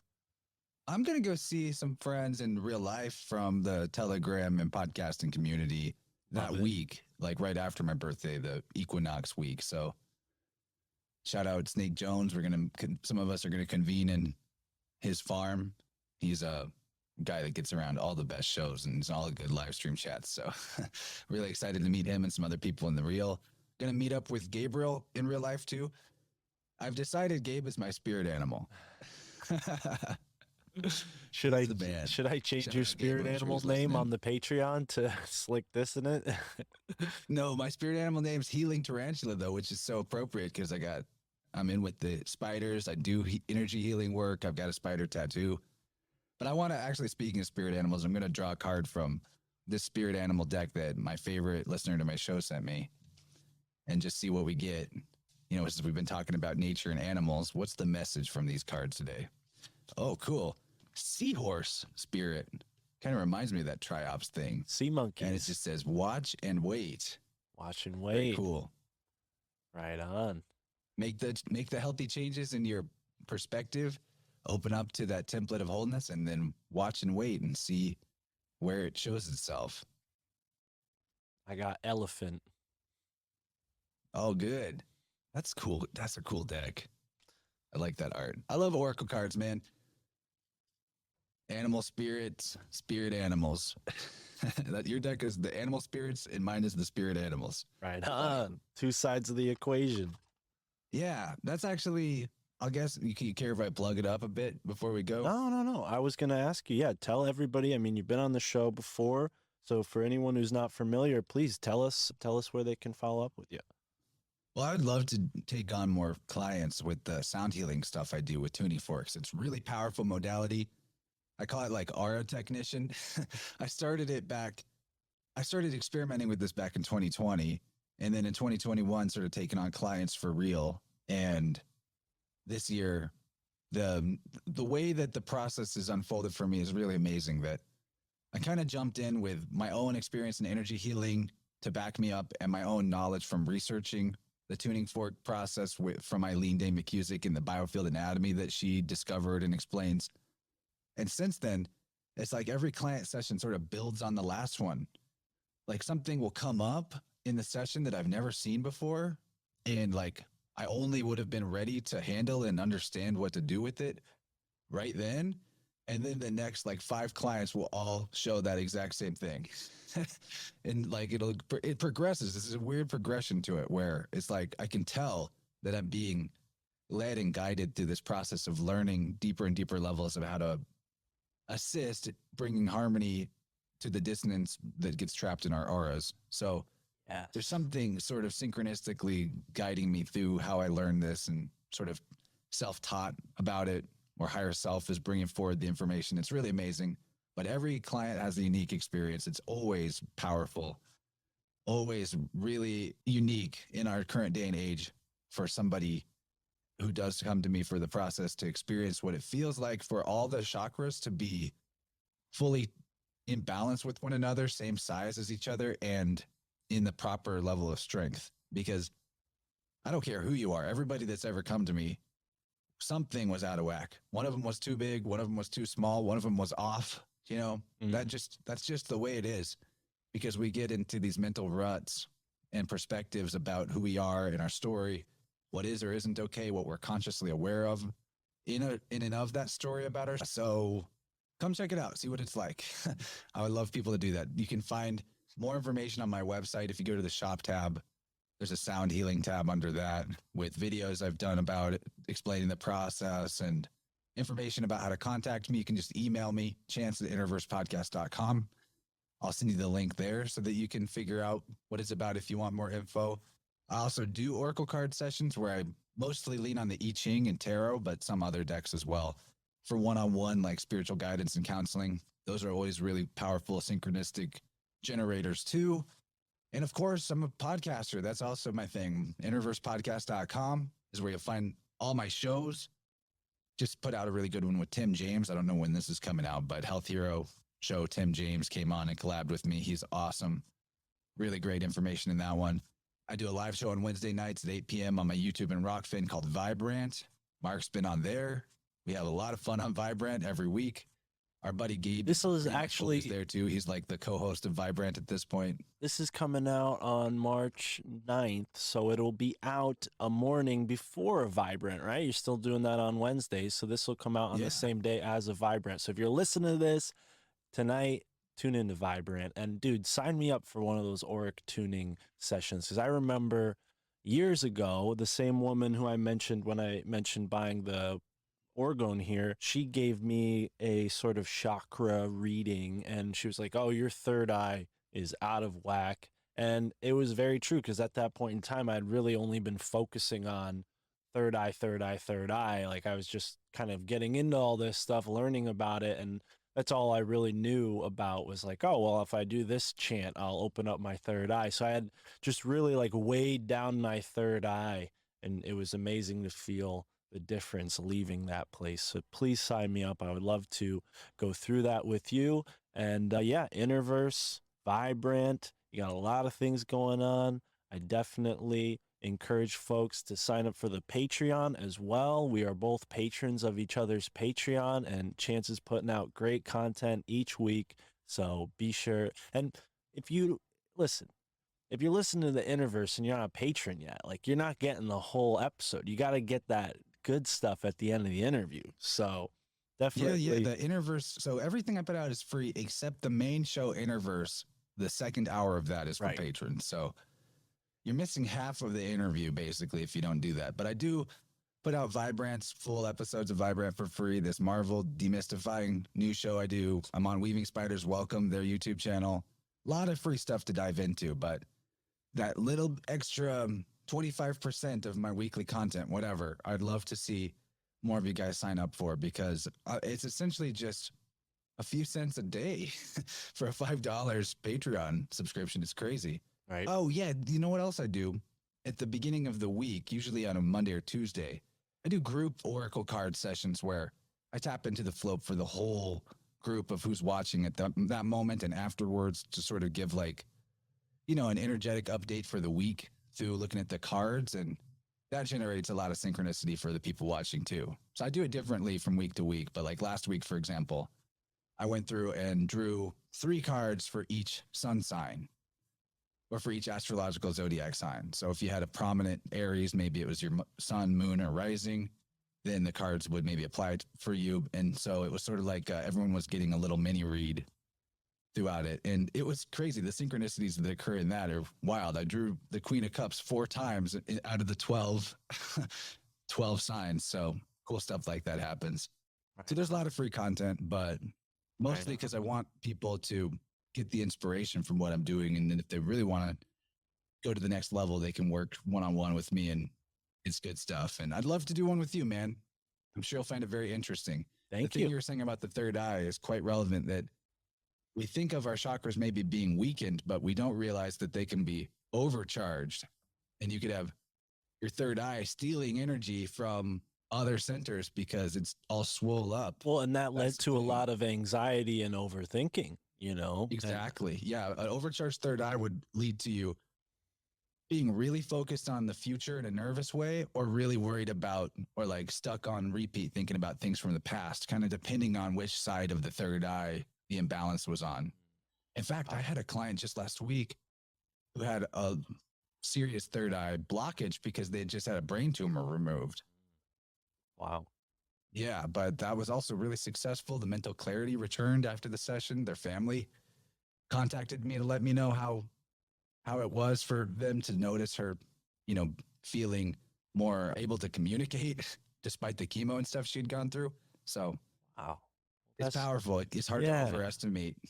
Dude, that's beautiful. I'm so glad that you shared that. And yeah, if there's anybody out there who feels like they can use that themselves in their life, don't hesitate. If you, like Chance said, you can email them at chance@interverse.com, right? Am I getting that right? Interversepodcast.com. Interversepodcast.com. Cool. Just wanted to make sure so anyone listening can follow up with that. Because yeah, man, you know, hence the name of my show. I know a couple people in the family who've probably used that treatment, but wouldn't be warmed up to it. So it is cool to know that there are people doing this kind of work out there. And if you're listening and maybe you have someone that you'd like to, you know, receive this kind of session, but you're not sure how to talk them into it because they're not up for it, just get in touch with me or Chance and we might be able to help out. But yeah, thank you, dude. This is fun as always, and I'm looking forward to the next time we connect,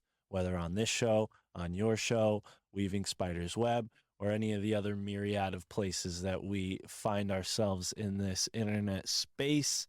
And to all the folks listening from the Interverse, thank you. I am on the Telegram, and dude, your community is full of positivity and brilliance. So shout out to all the sparkling lights in the Interverse community, and shout out to everyone tuning in to the My Family Thinks I'm Crazy podcast. Have a great moment wherever you are in the now.